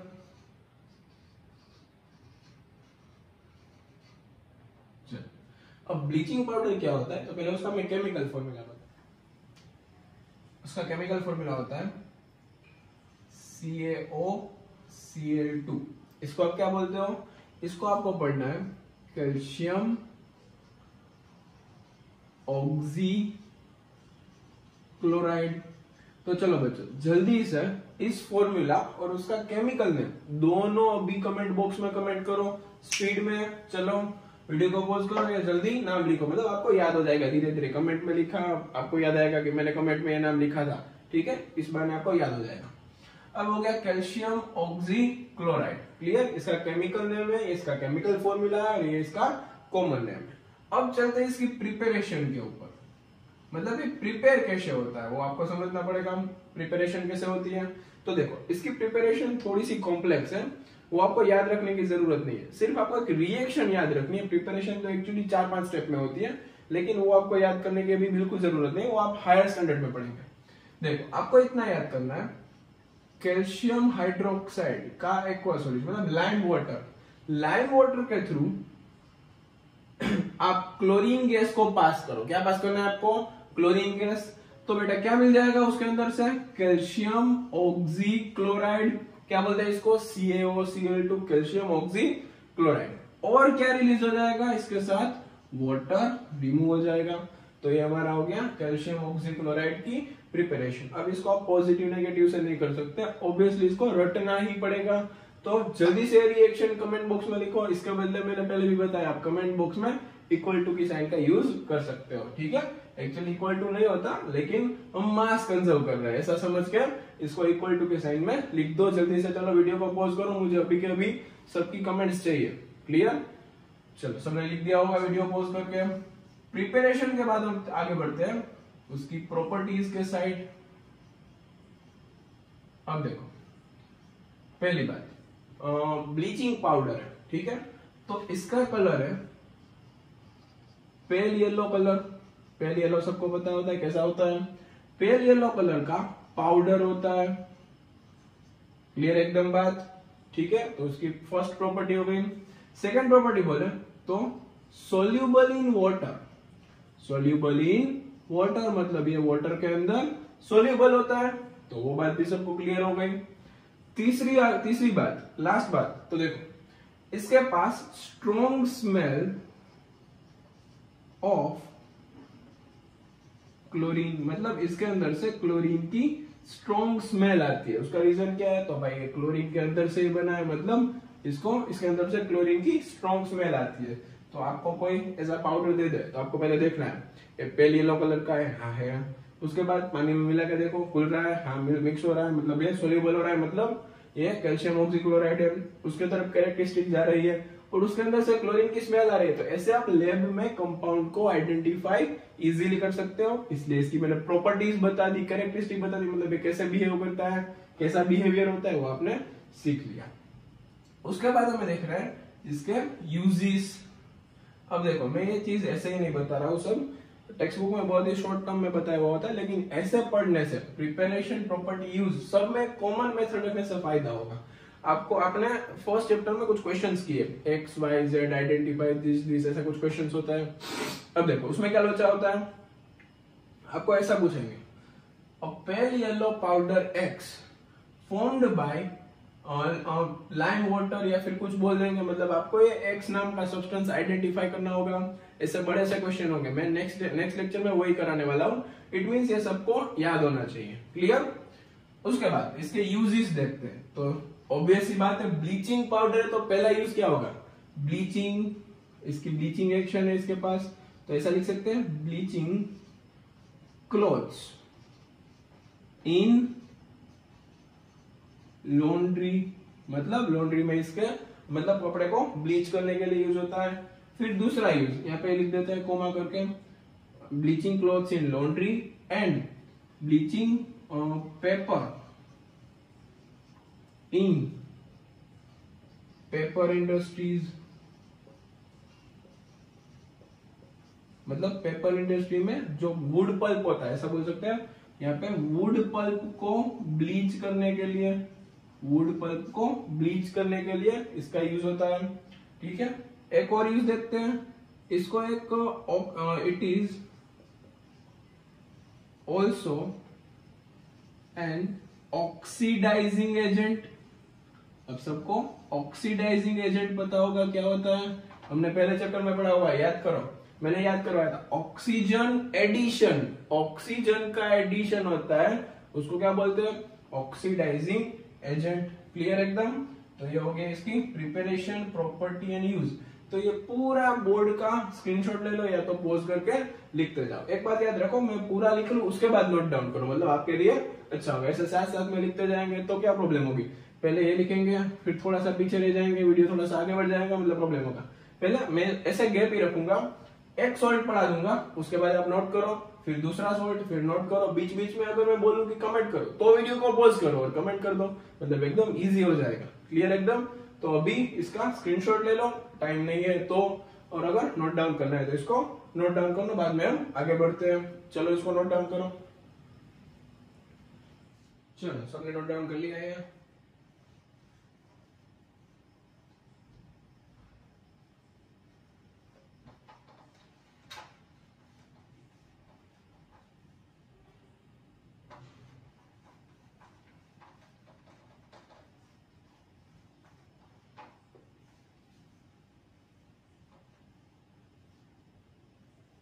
Done.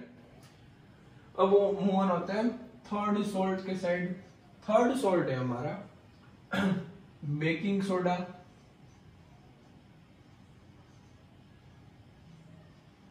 Baking soda के बाद करेंगे वॉशिंग सोडा, उसके बाद करेंगे plaster of Paris, PO. Clear. अब देखो बेकिंग सोडा का फॉर्मूला क्या होता है, NaHCO3 सोडियम हाइड्रोजन कार्बोनेट, ठीक है। अब देखो बेकिंग सोडा बनाते कैसे है, तो मतलब पहले हम ऑलवेज क्या देखते हैं, प्रिपरेशन। पहले जल्दी से सब बेकिंग सोडा का यहाँ पे केमिकल नेम क्या होगा, सोडियम हाइड्रोजन कार्बोनेट और सोडियम बाइकार्बोनेट में यहाँ पे लिख देता हूं, इसको बोलते हैं सोडियम हाइड्रोजन कार्बोनेट। और दूसरा क्या बोल सकते हैं इसको, सोडियम बाइकार्बोनेट, ये दोनों बोल सकते हैं। क्लियर? तो जल्दी से कमेंट में लिखो बेकिंग सोडा, फिर उसके सामने एरो करके लिखो NaHCO3 या फिर ब्रैकेट करके लिखो NaHCO3, उसके बाद में दोनों में से कोई भी एक नाम, मतलब आपको अच्छे से याद हो जाएगा कि मैंने कमेंट सेक्शन में लिखा था सोडियम हाइड्रोजन कार्बोनेट, फिर मैंने टाइपिंग किया था बेकिंग सोडा, मतलब आपको याद हो जाएगा। क्लियर?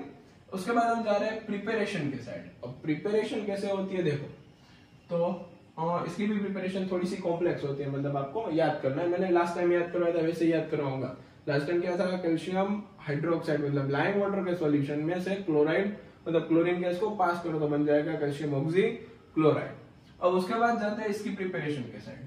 तो ऐसा सोचो NaCl का एक्वस सॉल्यूशन लेना है, तो NaCl का एक्वस, देखो ये सब चीजें हम क्लोर अल्कली में से जो प्रोडक्ट मिली ना उसमें से ही बना रहे थे। पहले हमने क्लोर अल्कली में एक प्रोडक्ट मिली थी क्लोरीन गैस, तो उसके ऊपर से हमने बनाया ब्लीचिंग पाउडर। अब क्लोर अल्कली में देखो हमने NaCl यूज किया था, तो NaCl के यूज के ऊपर से मतलब NaCl इसमें भी यूज कर सकते हो बेकिंग सोडा बनाने में। देखो NaCl का मैंने वाटर के साथ सॉल्यूशन बनाया, फिर उसके अंदर से मैंने पास किया कार्बन डाइऑक्साइड गैस, उसके अंदर से पास किया मैंने अमोनिया गैस। तो इतनी बात पहले याद होनी चाहिए, थोड़ी सी लेंथी प्रोसेस है, मतलब 4 इंग्रेडिएंट ऐड करना है, मतलब रिएक्टेंट ज्यादा है। NaCl का एक्वस सॉल्यूशन मतलब याद रखो वाटर के साथ मिक्सचर, उसके अंदर से मैंने CO2 पास किया और बाद में अमोनिया पास किया, ऐसा याद रखना है सबको।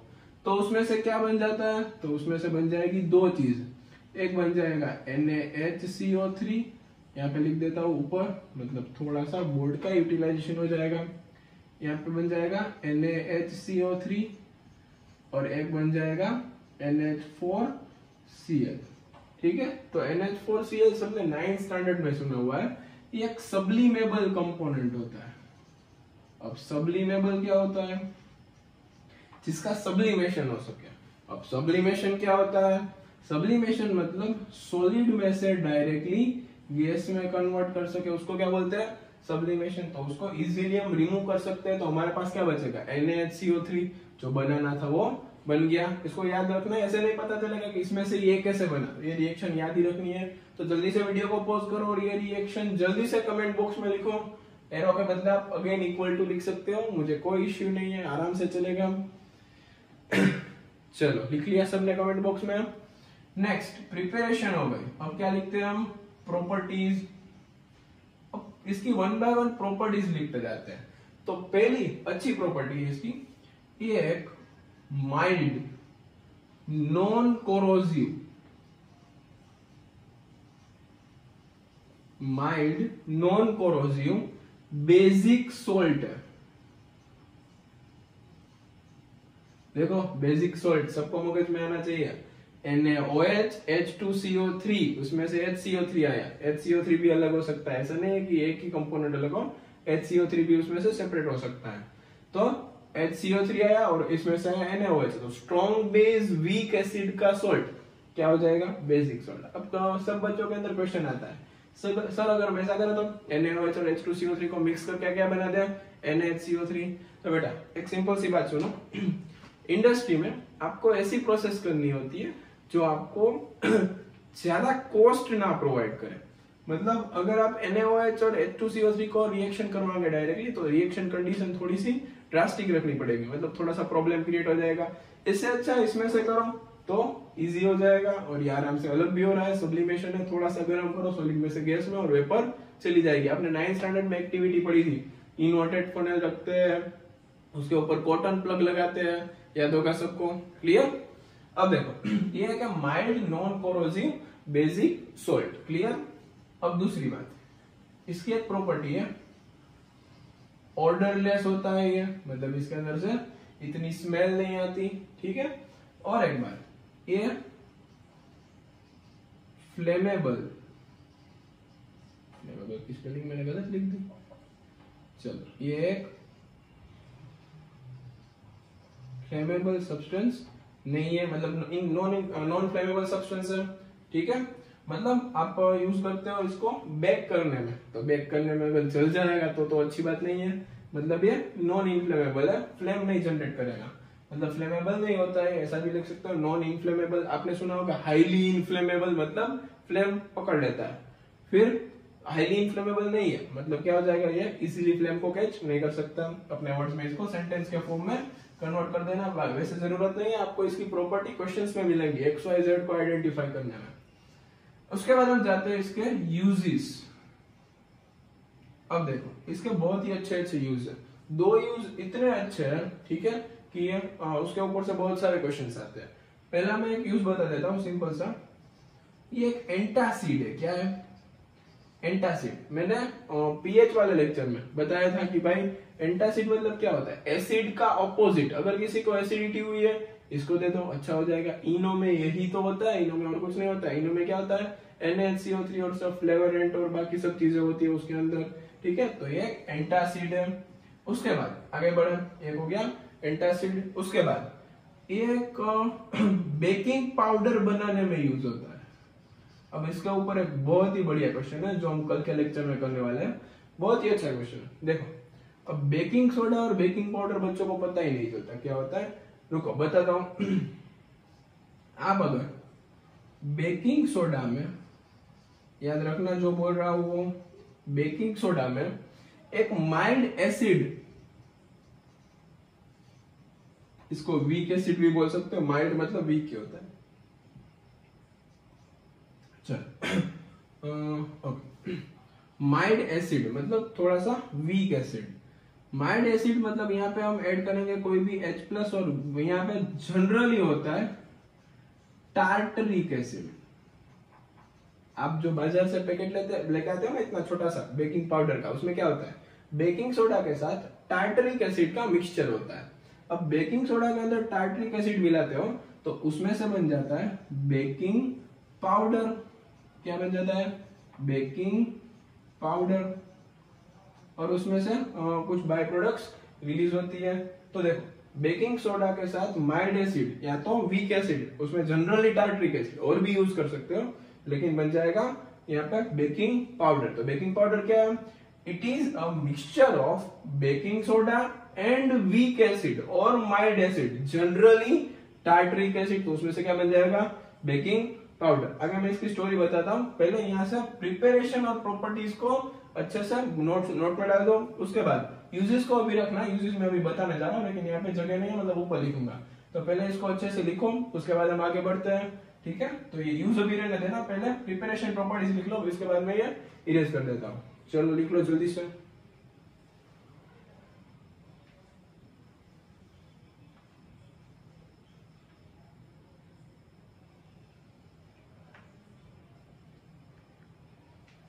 चलो लिख लिया सबने, ओके। चलो इरेज कर रहा हूं मैं प्रिपरेशन एंड प्रॉपर्टीज। वीडियो अच्छा लग रहा है तो लाइक करो जल्दी से, मैं इरेज करूं उतनी देर में तो लाइक हो जाएगा। आपके नीचे ही होता है, स्क्रीन के नीचे ही होता है, लाइक कर देना चाहिए। इतनी मेहनत किसके लिए कर रहे हैं, आपके लिए तो कर रहे हैं। देखो यहाँ पे थोड़ी सी रिएक्शन बच गई। बेकिंग पाउडर के साथ CO2 एंड H2O भी रिलीज होता है, लेकिन वो गैस के फॉर्म में निकल जाता है। क्लियर एकदम। तो मैंने बेकिंग सोडा को एक एसिड के साथ मिक्स किया। ऑलवेज याद रखना, बेकिंग सोडा को आप मतलब NaCO3 को आप कोई भी एक माइल्ड एसिड के साथ, जनरली टार्टरिक एसिड के साथ मिक्स करो तो क्या बन जाएगा, baking powder plus CO2 plus H2O। इसी रिएक्शन के ऊपर हम दूसरा यूज समझेंगे। पहले ये रिएक्शन को जल्दी से कमेंट बॉक्स में लिखे सब लोग। जल्दी से ये रिएक्शन मुझे कमेंट बॉक्स में चाहिए, वर्ड में। यहाँ पे माइल्ड एसिड के बदले आपको लिखना है टार्टरिक एसिड, चलेगा, कोई इश्यू नहीं है। एनसीईआरटी में सेकंड लाइन में लिखा हुआ है, यूजेस ऑफ बेकिंग सोडा की सेकंड लाइन में यही लिखा हुआ है, टार्टरिक एसिड। जल्दी से लिखो, पॉज करो वीडियो को। चलो सबने लिख लिया। मैं यहाँ पे दूसरा यूज मतलब थर्ड यूज समझाने जा रहा हूं। देखो इसका यूज होता है बेकिंग पाउडर का, आपने नाम सुना होगा सोडा एसिड फायर एक्सटिंग्यूशर में। सोडा एसिड फायर एक्सटिंग्यूशर में किसका यूज होता है, बेकिंग सोडा का। अब मैं आपको अच्छे से एकदम डिटेल में सोडा एसिड फायर एक्सटिंग्यूशर बताता हूँ, उसके एडवांटेज बताता हूँ, डिसएडवांटेज भी बताता हूँ। देखो कैसे बनता है। तो आपका एनसीईआरटी में जो चैप्टर खत्म हो ना, उसके लास्ट में एक एक्टिविटी की मैंने। अब ये 2 तरीके से बना सकते हैं, घर पे भी आपको इसको बना सकते हो, मैंने एक बोतल ले ली ग्लास की, कोई भी बोतल चले, कंटेनर टाइप का कोई भी मैंने कंटेनर ले लिया, एक वेसल ले लिया, उसके अंदर मैंने भर दिया सॉल्यूशन ऑफ, यहाँ पे रख दिया मैंने सॉल्यूशन ऑफ बेकिंग सोडा, यहाँ पे रख दिया हमने बेकिंग सोडा, नाम के ऊपर से पता चलता है सोडा एसिड, मतलब यहाँ पे हमें पहले रखना है बेकिंग सोडा, ठीक है। इसको कर देना है पैक, और एक नोजल जैसा यहाँ पे कुछ रखना है आपको, ठीक है, जहां से आप स्प्रे कर सको। ये घर पे कैसे बनता है वो बता रहा हूँ, ठीक है, डायग्राम के ऊपर मत जाना, मेरा ड्राइंग अच्छा नहीं है, मैं पहले ही बता चुका हूँ। अब देखो यहाँ पे आपको एक स्टैंड के साथ, कोई भी चीज के साथ, ठीक है, एक कैपिलरी ट्यूब, इसको बोलते हैं कैपिलरी ट्यूब, वो यहाँ पे लगानी है। उसके अंदर आपको भरना है, छोटी सी कैपिलरी ट्यूब होती है, उसके अंदर आपको भरना है कंसंट्रेटेड एसिड, मतलब सोडा हो गया, एसिड हो गया। अब आपको क्या करना है, इसको थोड़ा सा टिल्ट करना है, लास्ट पेज पे चला जाना एनसीईआरटी का, मैं यहाँ पे इमेज दिखा दूंगा इसके बाद।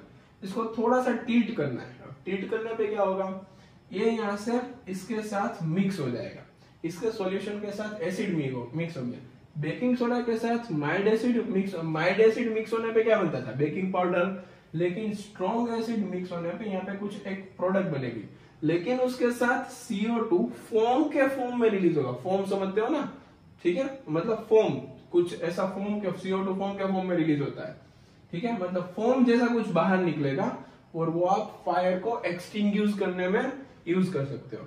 अब इसका एक मॉडर्न वर्जन बनाते हैं, देखो क्या करना है हमें, इसको मैं पैक कर दूं, यहाँ पे मैं एक बटन जैसा कुछ लगा दूं, और यहाँ पे ये पूरा कंटेनर कोई भी अलग मटेरियल का, लेकिन ये चीज है वो ग्लास की बनाएंगे, किसकी बनाएंगे, ग्लास की, वो हम यहाँ पे चिपका देंगे, ठीक है। अब हम ऐसा एक बटन रखेंगे जो दबाने पे बोतल ब्रेक हो जाए, ठीक है। अब घर में इसको कोने में रखना है। जब भी कोई ऐसी आग लग जाए जो नॉर्मल फायर एक्सटिंग्विशर है, आप घर पे जो रेड कलर का डब्बा होता है ना, उससे ना एक्सटिंग्विशर हो सके तो क्या करना है आपको, देखो सॉरी यहाँ पे बटन प्रेस करने से ये ग्लास की ट्यूब ब्रेक हो जाएगी, मतलब पूरा एसिड इसके अंदर गिर जाएगा, और freshly prepared CO2 gas release होगा। तो मैं पे यहाँ पे रिएक्शन देखो, बेकिंग सोडा के साथ आपने क्या मिक्स किया, एसिड मिक्स किया, तो उसमें से हमें यहाँ पे कौन सी प्रोडक्ट आएगी, CO2 गैस रिलीज होगा, और ये CO2 गैस फ्रेशली प्रिपेयर्ड है, कैसा है, फ्रेशली प्रिपेयर्ड, मतलब आपने अभी ही बनाया है, मतलब वो ज्यादा इफेक्टिव होगा, तो अच्छे से फ्लेम को, फायर को एक्सटिंग्विश कर सकता है। अब इसका एक डिसएडवांटेज देखो, चलो एडवांटेज तो है कि कोई भी स्ट्रॉन्ग फ्लेम है तो उसको आप अच्छे से एक्सटिंग्विश कर सकते हो, लेकिन एक डिसएडवांटेज है, ये एक वन टाइम यूज है, अगर ये बोतल टूट गई तो आप कुछ नहीं कर सकते, दूसरी बार यूज नहीं कर सकते। जो घर पे फायर एक्सटिंग्विशर होता है उसको आप more than one time use कर सकते हो, लेकिन ये वन टाइम यूज है। लेकिन एडवांटेज ये है कि ये स्ट्रॉन्ग फ्लेम को एक्सटिंग्विश कर सकता है, क्योंकि इसमें से फ्रेशली प्रिपेयर्ड CO2 रिलीज होता है। क्लियर बात एकदम। तो ये हो गया हमारा सोडा एसिड फायर एक्सटिंग्विशर, जो टेक्स्ट बुक में दिया था वो मैंने समझा दिया। उसके बाद में मैंने एक मॉडर्न वर्जन बनाया जो आप ऐसा भी कर सकते हो, तो वो अच्छी बात हो जाएगी। बटन लगाना है, बटन को दबाना है, टूट जाएगा, मिक्स हो जाएगा, लेकिन वो बड़ा बनाना चाहिए तभी इफेक्टिव होगा। क्लियर। घर पे ये सब कुछ ट्राई नहीं करना है, जस्ट एज एक एक्सपेरिमेंट के लिए, आपको पता चले, जनरल नॉलेज बढ़ जाए, ऐसी कुछ थिंकिंग लेवल बढ़े आपका, उसके लिए था। तो यहाँ पे अभी डायग्राम देखो, इसका अच्छे से पिक्चर आएगा, उसको ऑब्जर्व करो। मैं पीछे की साइड इसको इरेज कर देता हूँ। चल आप उसको ऑब्जर्व करना, डायग्राम को अच्छे से। एनसीईआरटी का है, लेकिन आपको एनसीईआरटी में देखना ना पड़े, इसलिए मैं यहाँ पे दिखा दे रहा हूँ।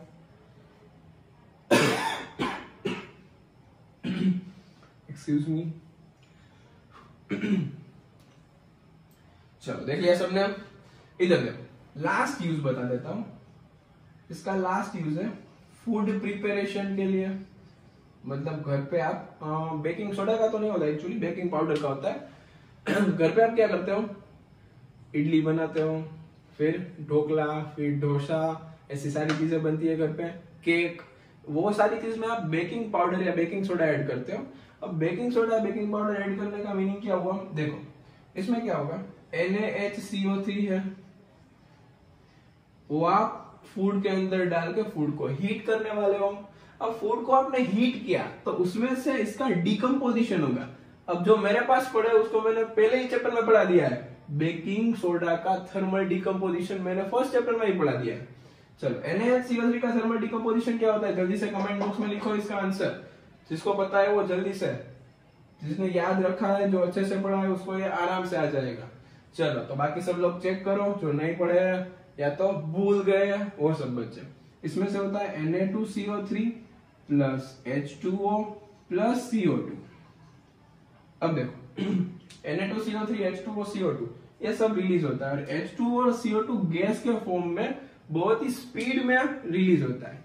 अब क्या होगा, स्पीड में रिलीज होगा तो फूड में नीचे से ऊपर आएगा, तो नीचे से ऊपर आएगा तो बीच में आप मतलब जो भी फूड होगा, हम केक का एग्जांपल ले लेते या फिर इडली का एग्जांपल ले लेते, आपको अच्छे से समझ में आएगा। अब देखो नीचे से एग्जैक्ट ऊपर आएगा तो बीच में पोर्स जनरेट कर देगा, तो आप ढोकला में इडली में देख सकते हैं बीच में पोर्स होंगे, बहुत ही छोटे छोटे छोटे छोटे पोर्स देखने को मिलेंगे आपको। वो किसकी वजह से, H2O एंड CO2 रिलीज हुआ उसकी वजह से होता है। क्लियर एकदम। तो देखो हमने ये बात भी पढ़ लिया। एक चीज है ये मतलब फूड प्रिपरेशन में किसके लिए, इडली डोसा पकोड़ा ऐसा सब कुछ बनाने के लिए इसका आप यूज करते हो, पकोड़ा को क्रिस्पी बनाने के लिए आप यूज करते हो। क्लियर एकदम। तो ये हमारा नेक्स्ट सोर्ट मतलब थर्ड भी खत्म हो गया। इसके बाद हम जानने वाले हैं वॉशिंग सोडा पे और लास्ट में प्लास्टर ऑफ पेरिस। तो इसको नोट डाउन करो, और ये रिएक्शन और इसकी प्रिपरेशन दोनों मुझे कमेंट बॉक्स में चाहिए दूसरी बार, अगर इसकी की है तो दूसरी बार करो। चलो जल्दी से वीडियो को पॉज करो, नोट डाउन करो और कमेंट बॉक्स में डालो, बाद में आगे बढ़ते हैं। चलो तो सबने नोट डाउन कर लिया, इसको मैं इरेज कर रहा हूं।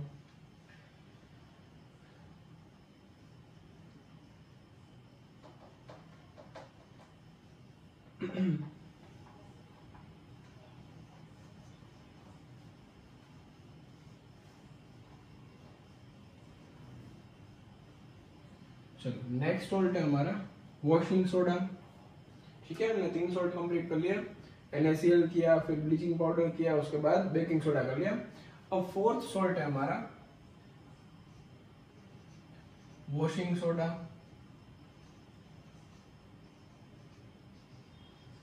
चलो अगेन आपको वॉशिंग सोडा लिखना है, उसके बाद केमिकल फॉर्मूला लिखना है, केमिकल नेम लिखना है। ठीक है, अब देखो वॉशिंग सोडा का केमिकल फॉर्मूला आता है Na2CO3 डॉट 10H2O। इसका केमिकल नेम होता है सोडियम कार्बोनेट डेकाहाइड्रेटेड। डेका मतलब 10 होता है, 10 वाटर मॉलिक्यूल इसके साथ अटैच्ड होते हैं, मतलब जुड़े हुए होते हैं 10 वाटर मॉलिक्यूल्स। इसको बोलते हैं वाटर ऑफ क्रिस्टलाइजेशन। अगर क्लियर नहीं हुआ तो इसके बाद के टॉपिक में तो हमें यही पढ़ना ही है, लेकिन अभी याद रख लो इसको क्या बोलते हैं, सोडियम कार्बोनेट डेकाहाइड्रेटेड। ठीक है, चल तो ये नोट डाउन करो, सॉरी कमेंट बॉक्स में डालो जल्दी से वीडियो को पॉज करके। हम जा रहे हैं इसकी प्रिपरेशन के साइड, जल्दी से सबको कमेंट बॉक्स में डालना है। मुझे अगर कमेंट बॉक्स में नहीं मिल रहा है इट मींस आप वीडियो नहीं देख रहे हो, ऐसा होगा। हमारे बच्चे वो जानते हैं मुझे, नेचर पता है मेरा।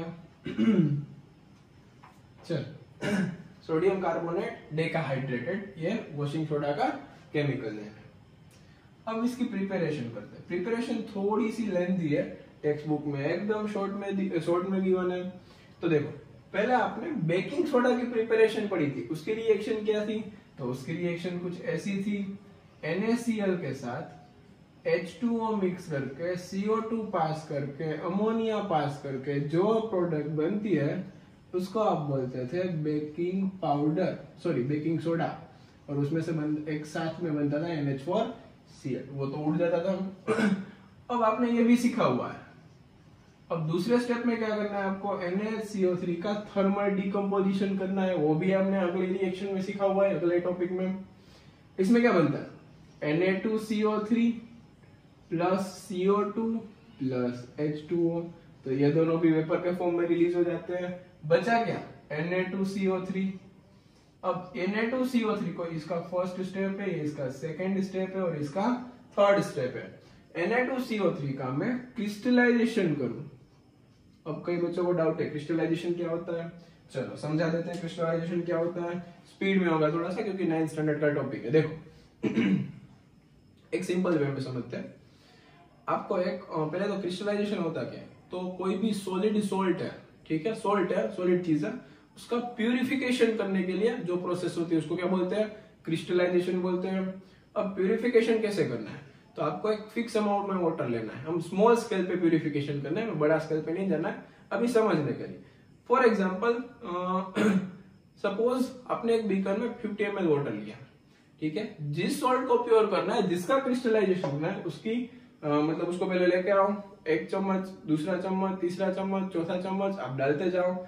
अब एक टाइम ऐसा आएगा कि वो अंदर डिसोल्व होना बंद हो जाएगा। अब वाटर के बीच में भी कुछ स्पेस होती है जिसको आप इंटरमोलेक्युलर स्पेस बोलते हो। अब इंटरमोलेक्युलर स्पेस के बीच में जो एक मॉलिक्यूल दूसरा मॉलिक्यूल, इन दोनों यहाँ पे दोनों स्पेस दिख रही है, इन दोनों स्पेस में बीच में आ गया Na2CO3 का मॉलिक्यूल। अब जितनी स्पेस थी उतनी भर गई, तो वाटर ऑब्वियसली Na2CO3 डिसोल्व नहीं होगा, सोल्यूबल नहीं होगा उसके अंदर। अब सोल्यूबल नहीं हो रहा है, इट मींस आपका सॉल्यूशन हो गया सैचुरेटेड सॉल्यूशन।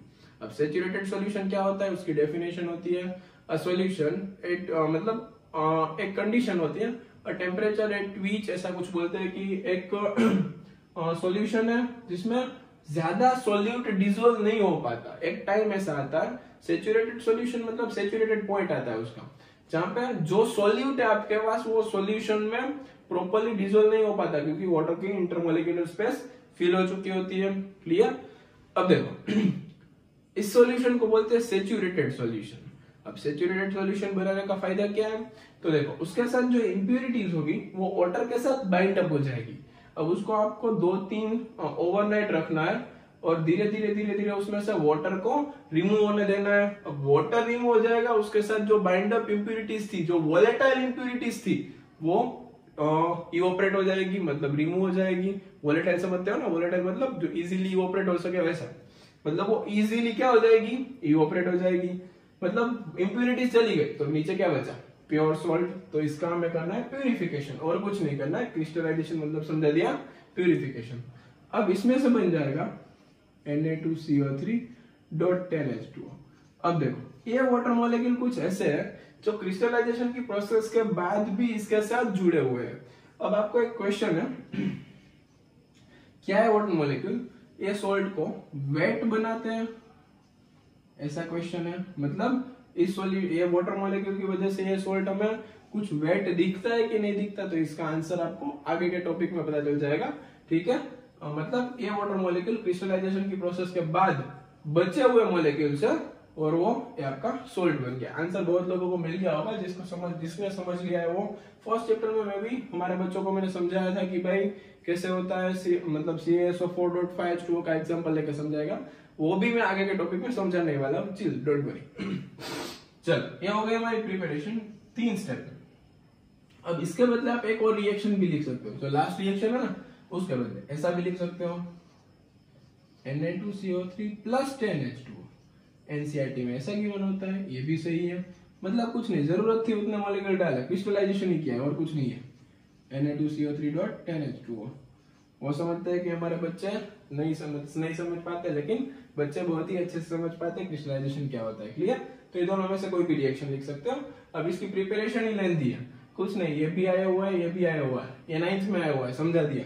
इन दोनों में से कोई भी एक लिख लो। आगे बढ़ते हैं हम प्रॉपर्टीज की तरफ।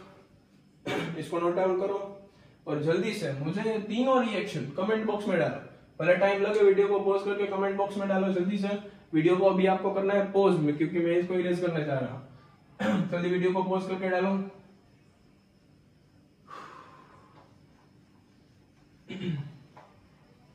चार ना डालो तो चलेगा, 3 डाल देना, कोई इश्यू नहीं है।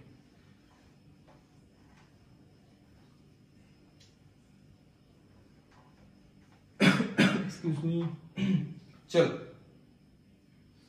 प्रिपरेशन के बाद चलते हैं प्रॉपर्टीज के साइड। देखो वॉशिंग सोडा की हमें देखनी है प्रॉपर्टीज। तो फर्स्ट आ जाएगा, फर्स्ट प्रॉपर्टी में आता है व्हाइट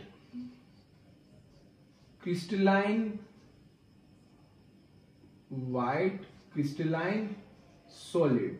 मतलब आपको समझ में आ गया होगा कि ये वेट नहीं होता, लेकिन उसका प्रॉपर आंसर देखेंगे इसके आगे के कॉन्सेप्ट में। ये होता है white crystalline solid. Crystalline amorphous का डिफरेंस मैंने आगे पढ़ा दिया है, ठीक है, ध्यान ना दिया हो तो पहले पीछे जाकर देख के आओ एक बार, व्हाइट क्रिस्टलाइन सॉलिड क्या होता है, क्लियर। उसके बाद इसका नेचर होता है बेसिक। बेसिक नेचर का होता है, मतलब 7 to 14 के बीच में इसकी पीएच होती है। फिर देखो एक प्रॉपर्टी इसकी बहुत अच्छी है जिसके ऊपर से बच्चे कंफ्यूज होते हैं। Na2CO3 डॉट 10H2O, इसको आप 373 केल्विन पे हीट करो। क्या करना है, 373 केल्विन पे हीट करो, तो इसमें से अलग हो जाएगा Na2CO3 एंड 10H2O, मतलब सेपरेट हो जाएगा, जो कंबाइन किया था वो सेपरेट हो जाएगा। 373 केल्विन सबको पता है, 273 केल्विन पे 0 डिग्री सेंटीग्रेड होता है, कन्वर्जन सबको पता है, 9th में पढ़ा हुआ है फर्स्ट चैप्टर में। चलो इसको बोलते हैं सोडा ऐश। क्यों क्या बोलते हैं इसको, सोडा ऐश, ठीक है, इसका नाम याद रखना है। सोडा ऐश क्या होता है सबको पता होना चाहिए, क्लियर। चलो आगे एक ऐसा आया था कॉम्प्लेक्स नेम कोस्टिक सोडा, NaOH को क्या बोलते हो, कोस्टिक सोडा, ठीक है। तो सब ये सोडा ऐश और Na2CO3 जल्दी से कमेंट बॉक्स में डालो वीडियो को पॉज करके, मतलब आपको याद हो जाएगा। थर्ड प्रॉपर्टी, मतलब इसमें इसके अंदर से आप सोडा ऐश भी बना सकते हो, एक प्रॉपर्टी है, इतने डिग्री पे ये टूट जाता है और सोडा ऐश में कन्वर्ट हो जाता है, मतलब इसकी प्रॉपर्टी है। आपको लैब में दे दे कि भाई ये वॉशिंग सोडा है कि नहीं, चेक करो, 100 पे कन्वर्ट करो, ये कंपाउंड मिल जाए तो समझ जाना कि भाई सोडा ऐश मिल गया, मतलब क्या था हमारा, वॉशिंग सोडा, क्लियर। तो अब नेक्स्ट प्रॉपर्टी होती है इसकी soluble in water. Soluble in water मतलब वाटर के अंदर इजीली सोल्यूबल हो जाता है। और लास्ट प्रॉपर्टी इसकी, इसके पास क्लींसिंग प्रॉपर्टी होती है। क्लींसिंग प्रॉपर्टी समझते हो, क्लींसिंग प्रॉपर्टीज क्या होती है, मतलब जो क्लीन करने की एबिलिटी होती है, मतलब ये क्लीन कर सकता है, इसलिए तो उसका नाम वॉशिंग सोडा पड़ा है, ऑब्वियसली बात है। प्रॉपर्टीज के बाद हम चलते हैं यूजेस की तरफ, इसके यूजेस देखते हैं, ठीक है। तो देखो फर्स्ट यूज इसके ऊपर से लेते हैं, ये क्लीनिंग एजेंट के फॉर्म में यूज होता है, यूनिवर्सली क्लीनिंग एजेंट के फॉर्म में यूज होता है। रीजन क्या है, क्योंकि उसके पास क्लींसिंग प्रॉपर्टी है, ठीक है। एक और बात, useful material for, useful material for, अब देखो याद रखना है इसको, ये किसके लिए यूज होता है, क्लियर एकदम। देखो यूजफुल मटेरियल, एक यूजफुल मटेरियल किसके लिए, कौन सी इंडस्ट्रीज के लिए, तो देखो सोप इंडस्ट्रीज के लिए, मतलब सोप बनाते हैं उसके लिए। फिर ग्लास इंडस्ट्रीज के लिए, ग्लास में भी ये कुछ ऐड करते हैं, उसका रीजन होता है, लेकिन आपको अभी नहीं समझना है, आपको याद रखना है सिर्फ सोप इंडस्ट्रीज के लिए, ग्लास इंडस्ट्रीज के लिए, और लास्ट में है क्या, पेपर इंडस्ट्रीज के लिए, ठीक है। तो ये 3 चीज आपको याद रखनी थी, ठीक है। अब एक चीज जो टेक्स्ट बुक में की हुआ है, यूज्ड टू, मतलब okay, used to make sodium compound such as borax. अब बोरेक्स एक सोडियम कंपाउंड है, उसका स्ट्रक्चर थोड़ा सा कॉम्प्लेक्स होता है, केमिकल फॉर्मूला भी कॉम्प्लेक्स होता है। 11th में आप मतलब बोरेक्स मतलब आप पढ़ेंगे इसको पी ब्लॉक एलिमेंट्स में 11th में, अभी आपको सिर्फ याद रखना है, ठीक है। तो इसको रिवाइज करो, ये तीनों यूज थोड़ा सा कॉम्प्लेक्स है, जल्दी से कमेंट बॉक्स में डालो ये तीनों यूज, वीडियो को पॉज करो और ये तीनों यूज कमेंट बॉक्स में लिखो। चलो डन। अब एक लास्ट और इंपॉर्टेंट यूज, तो समझाने में भी मजा आता है, वो यूज अच्छा है। देखो क्योंकि उसके पास रीजन है खुद का। देखो एक है सोडियम सोडियम कार्बोनेट डेकाहाइड्रेटेड, मतलब washing soda, used to remove permanent hardness of water. अब वाटर की परमानेंट हार्डनेस रिमूव करने के लिए यूज होता है। अब बच्चों को क्वेश्चन होता है कि भाई परमानेंट हार्डनेस क्या होती है, एक्चुअली पढ़ना होता है आपको ये 4th चैप्टर में, लेकिन मैं समझा देता हूँ परमानेंट हार्डनेस क्या होती है। देखो कुछ नहीं है, इजी है। आपके पास दो टाइप के मेजर वाटर होते हैं। एक वाटर होता है हार्ड वाटर, एक वाटर होता है सॉफ्ट वाटर। अब हार्ड वाटर क्या होता है, सॉफ्ट वाटर क्या होता है, समझते हैं। अगर आपके वाटर के अंदर कैल्शियम एंड मैग्नीशियम के आयंस है विथ किसके साथ, chloride, sulphate and hydrogen carbonate, मतलब इसमें से 6 कंपाउंड बन सकते हैं। मैं बनाता हूं, देखो कैल्शियम का क्लोरीन के साथ क्या बनेगा, CaCl2, मैग्नीशियम का MgCl2, फिर क्या बचा कैल्शियम का सल्फेट मतलब CaSO4, कैल्शियम मैग्नीशियम का MgSO4, कैल्शियम का CaHCO3 ट्वाइस, MgHCO3 ट्वाइस। अब देखो ये नीचे का मैं इरेज करने जा रहा हूं, सबने नोट डाउन कर लिया होगा नीचे का। देखो अब सॉफ्ट वाटर मतलब आप क्या देखो, हार्ड वाटर मतलब क्या, ये 6 कंपाउंड में से आपके वाटर के अंदर कोई भी एक कंपाउंड या तो more than one compound present है, देन इस वाटर को बोलते हैं हार्ड वाटर। और इसमें से कोई भी प्रेजेंट नहीं मतलब बोलते हैं सॉफ्ट वाटर। इसकी मतलब इसका थोड़ा सा मतलब डिफेक्ट होती है पानी में, अच्छा पानी नहीं होता, इसकी वजह से मतलब उसको सॉफ्ट करके पिया जाता है पानी को।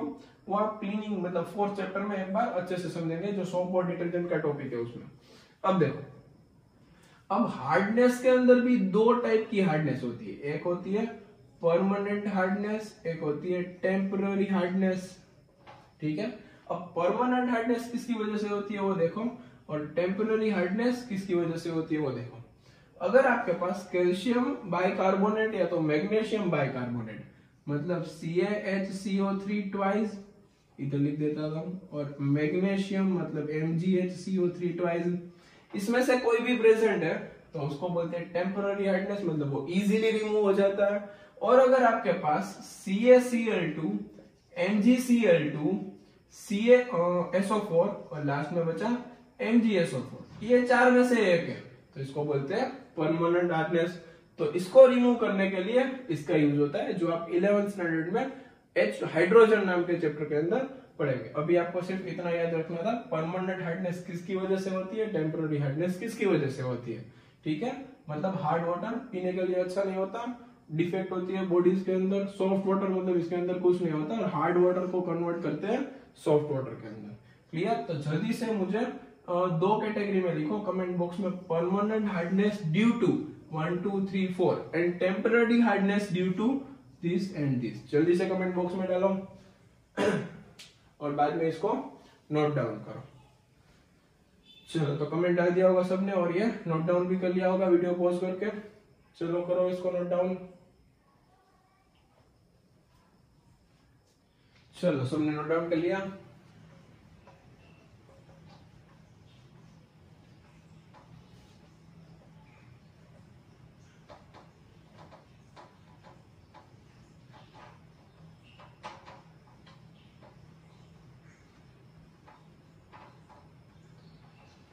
चलो, अब मैंने बताया था वैसे ही वाटर ऑफ क्रिस्टलाइजेशन का टॉपिक बीच में आता है, वो समझा देता हूँ। इजी टॉपिक है एकदम, कुछ नहीं।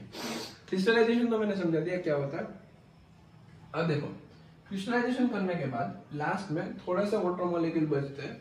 वो वाटर मॉलिक्यूल कोई भी सॉल्ट को वेट नहीं करते, लेकिन सॉल्ट को क्रिस्टल के फॉर्म में रखते, लेकिन उसके अंदर जो एक स्पेस होती है, जो आप 11th स्टैंडर्ड में समझेंगे, सॉलिड स्टेट नाम के चैप्टर के अंदर उसका एक स्ट्रक्चर होता है, क्रिस्टल स्ट्रक्चर। उसके अंदर जो स्पेस होती है वहां पे वाटर मॉलिक्यूल जा सकते हैं। क्लियर, मतलब वो वाटर मॉलिक्यूल आपको दिखेंगे भी नहीं, अगर आपने हाथ में ले लिया तो आपको वेट भी नहीं लगेगा, लेकिन एक इफेक्ट आती है उसकी, उसी की एक्टिविटी है। देखो, अगर आपने सुना होगा calcium sulphate CaSO4, sorry copper sulphate CuSO4।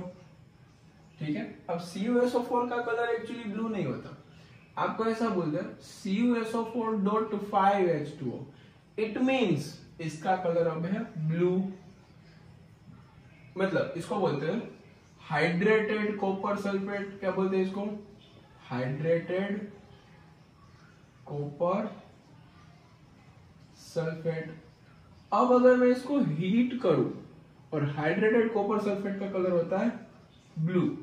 अगर मैं इसको हीट करूं तो इसमें से जो 5H2 है वो रिमूव हो जाएगा, ठीक है। थोड़ा सा हाई टेम्परेचर पे हीट करने पे 5H2O रिमूव हो जाएंगे। अब इसको बोलते हैं एनहाइड्रस कॉपर सल्फेट, ठीक है।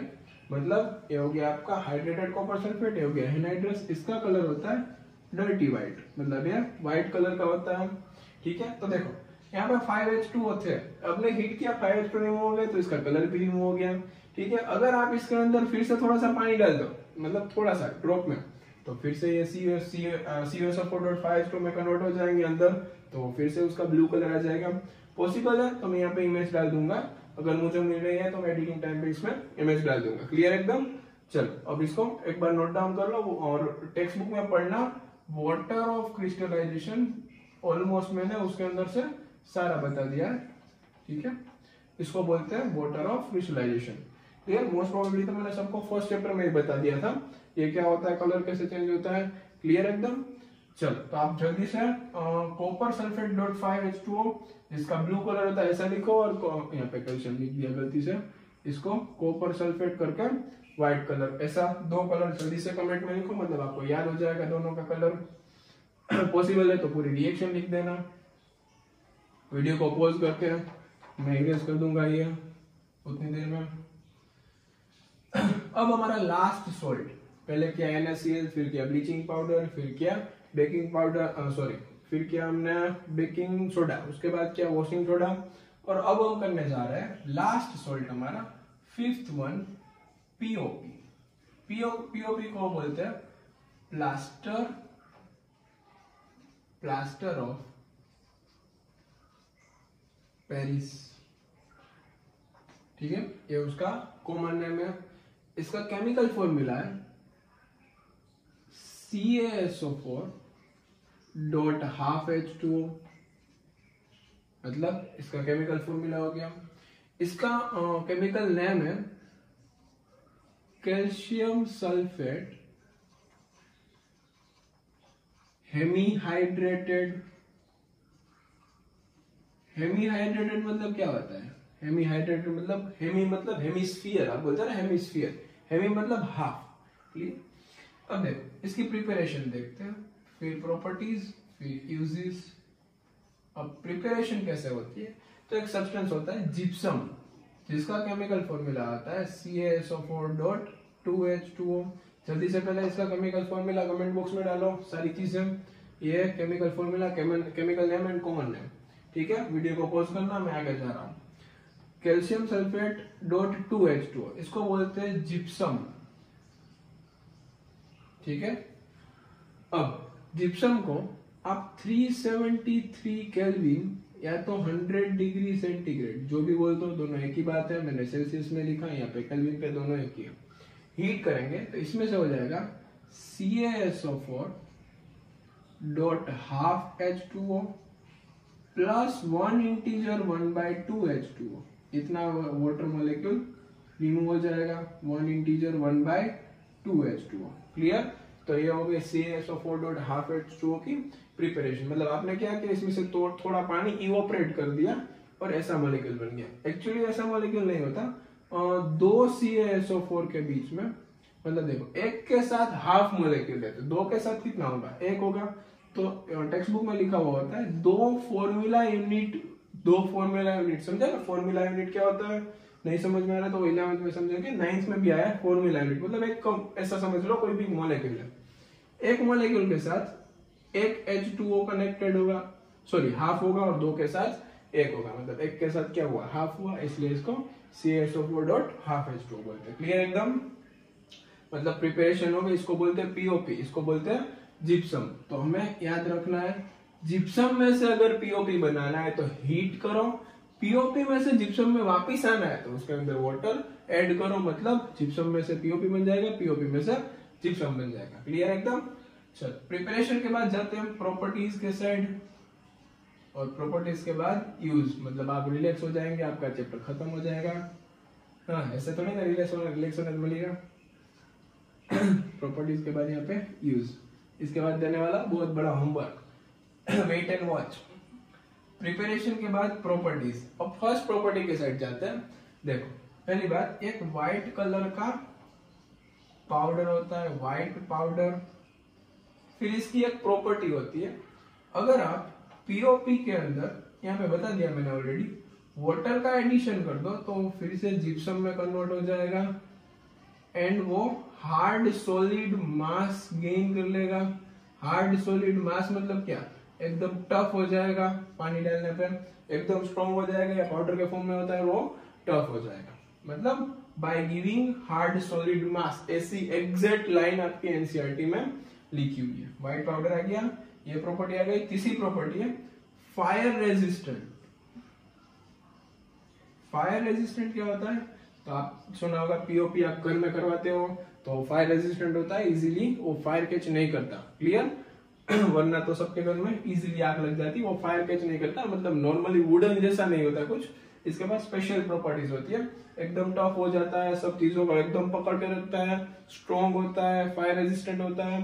ठीक है, ऐसा भी लिख सकते हो। ये कैसा होता है, स्ट्रॉन्ग होता है, स्ट्रॉन्गनेस प्रोवाइड करता है आपके जो भी मटेरियल है उसके अंदर। फिर इसका यूज, तो इसके बहुत अच्छे अच्छे यूज है। तो पहला यूज बहुत ही काम का, यूज्ड टू बोन्स। बोन्स सुना है ना आपको, जो हड्डियां होती है वो टूट जाती है तो डॉक्टर क्या करता है, प्लास्टर लगा देता है, ऐसा बोलते हैं। तो प्लास्टर क्या होता है, प्लास्टर ऑफ पेरिस, मतलब पीओपी का आपके हाथ के ऊपर जो भी सपोर्ट देने के लिए मटेरियल लगाते हैं। Used to support fractured bones, ऐसा बोल सकते हो आप। फ्रैक्चर्ड बोन्स को सपोर्ट देने के लिए यूज करते हैं इसका। ठीक है, उसके बाद एक यूज है यूज्ड टू, मतलब used as a decorative purpose. Used as a decorative purpose, मतलब जो आप घर में लगाते हो, मतलब ये हो गया इसका दूसरा यूज। थर्ड यूज है लास्ट यूज, स्टेच्यूज बनाने के लिए, टॉयज बनाने के लिए इसका यूज होता है। फॉर मेकिंग, ऐसा लिख दो, for making statues and toys. तो यहाँ पे हमारा पूरा चैप्टर खत्म होता है। जल्दी से लास्ट में मेरे लिए सिर्फ चलो कुछ नहीं लिखना है, चलेगा। अब सुनो, चैप्टर पूरा डिटेल में खत्म हो गया है। अप्रोक्सीमेटली आपके लेक्चर्स हो जाएंगे 8 लेक्चर। 8 लेक्चर में मैंने पूरा लेक्चर फिनिश कर दिया। अब मैं नेक्स्ट सेशन में लाऊंगा आपकी क्विज, पूरी क्विज आएगी एकदम अच्छे से, 10-12 क्वेश्चन, 15 क्वेश्चन, जो भी जितने भी अच्छे अच्छे क्वेश्चन मिलेंगे मैं लेके आऊंगा। वो क्वेश्चन आपको स्क्रीन के ऊपर डिस्प्ले करेंगे। आपने नहीं देखा है तो मेरे चैनल में 12th का वीडियो डाला है, सेम टू सेम वैसा ही है। पहले वो जाके एक बार चेक करना कैसे क्विज ली थी। मतलब पहले स्क्रीन के ऊपर क्वेश्चन आएगा, आपको वीडियो को पॉज करके ट्राई करना है, उसका आंसर कमेंट करना है, फिर अपना आंसर में आगे इसके आगे सॉल्यूशन मिलेगा, वो सॉल्यूशन चेक करना है, राइट है तो राइट, रॉन्ग है तो रॉन्ग। उसके बाद आपके मार्क्स उसमें डाल देने हैं, उसमें कोई गलती नहीं है। अगर आपने सारे वीडियो देखे तो आप आराम से वो टेस्ट दे सकते हो। लेकिन ये करने से पहले ये चैप्टर खत्म हो गया, ठीक है। तो ये लेक्चर आपको जब भी चैनल में मिले उसके आगे आप एक काम करो, इंटेक्स एक्सरसाइज पूरा आपको होमवर्क में खत्म करना है। एक बार किया है, 2 बार किया है, 5 क्वेश्चन लिखे, कोई सुनना नहीं मुझे, एक बार पूरा कर डालो, मतलब आपका कॉन्सेप्ट एकदम स्ट्रॉन्ग हो जाएगा। मतलब 8 लेक्चर देखो, उसके बाद में उसके इंटेक्स्ट करो, उसके बाद में उसकी एक्सरसाइज करो। मतलब पहले टेक्स्ट बुक का पोर्शन खत्म हो गया। अब जो अच्छा पोर्शन है वो मैं आपको नेक्स्ट लेक्चर में करवा दूंगा। मतलब उसमें अच्छे अच्छे एनसीईआरटी के क्वेश्चंस भी आ जाएंगे। अब एक काम करना, ये लेक्चर खत्म हो जाए, आप देख लो, उसके बाद में जल्दी से इंटेक्स एक्सरसाइज करके जो भी डाउट्स है वो कमेंट बॉक्स में डाल देना। कोई भी डाउट्स आ रहे हैं एक्सरसाइज इंटेक्स में तो वो भी उसके अंदर कवर हो जाएगा, लेकिन जल्दी डालना है आपको। अगर आपने लेट किया तो फिर मैं नहीं कवर कर पाऊंगा, क्योंकि मुझे भी दूसरा लेक्चर शूट करना होता है। क्लियर एकदम? तो पढ़ाई करते रहना अच्छे से। नेक्स्ट लेक्चर होगा हमारा पूरा कंप्लीट क्वेश्चन में, ठीक है। इसमें जो कमेंट करने बोला है वो आपको कंपलसरी कमेंट करनी थी। अगर किसी ने कमेंट नहीं किया मतलब वो इंटरेस्ट नहीं दे रहा है, मतलब अच्छी बात नहीं है। इतना परफेक्ट एक्सप्लेनेशन मैंने एक भी चीज एनसीईआरटी की बाकी नहीं रखी। क्लियर? तो वीडियो पसंद आया तो सारे वीडियो देखो, सारे लाइक कर दो, सब दोस्तों को शेयर कर दो। अभी भी किसी ने चैनल को सब्सक्राइब नहीं किया है तो प्लीज चैनल को सब्सक्राइब कर देना, ठीक है। चलो, गुड नाइट।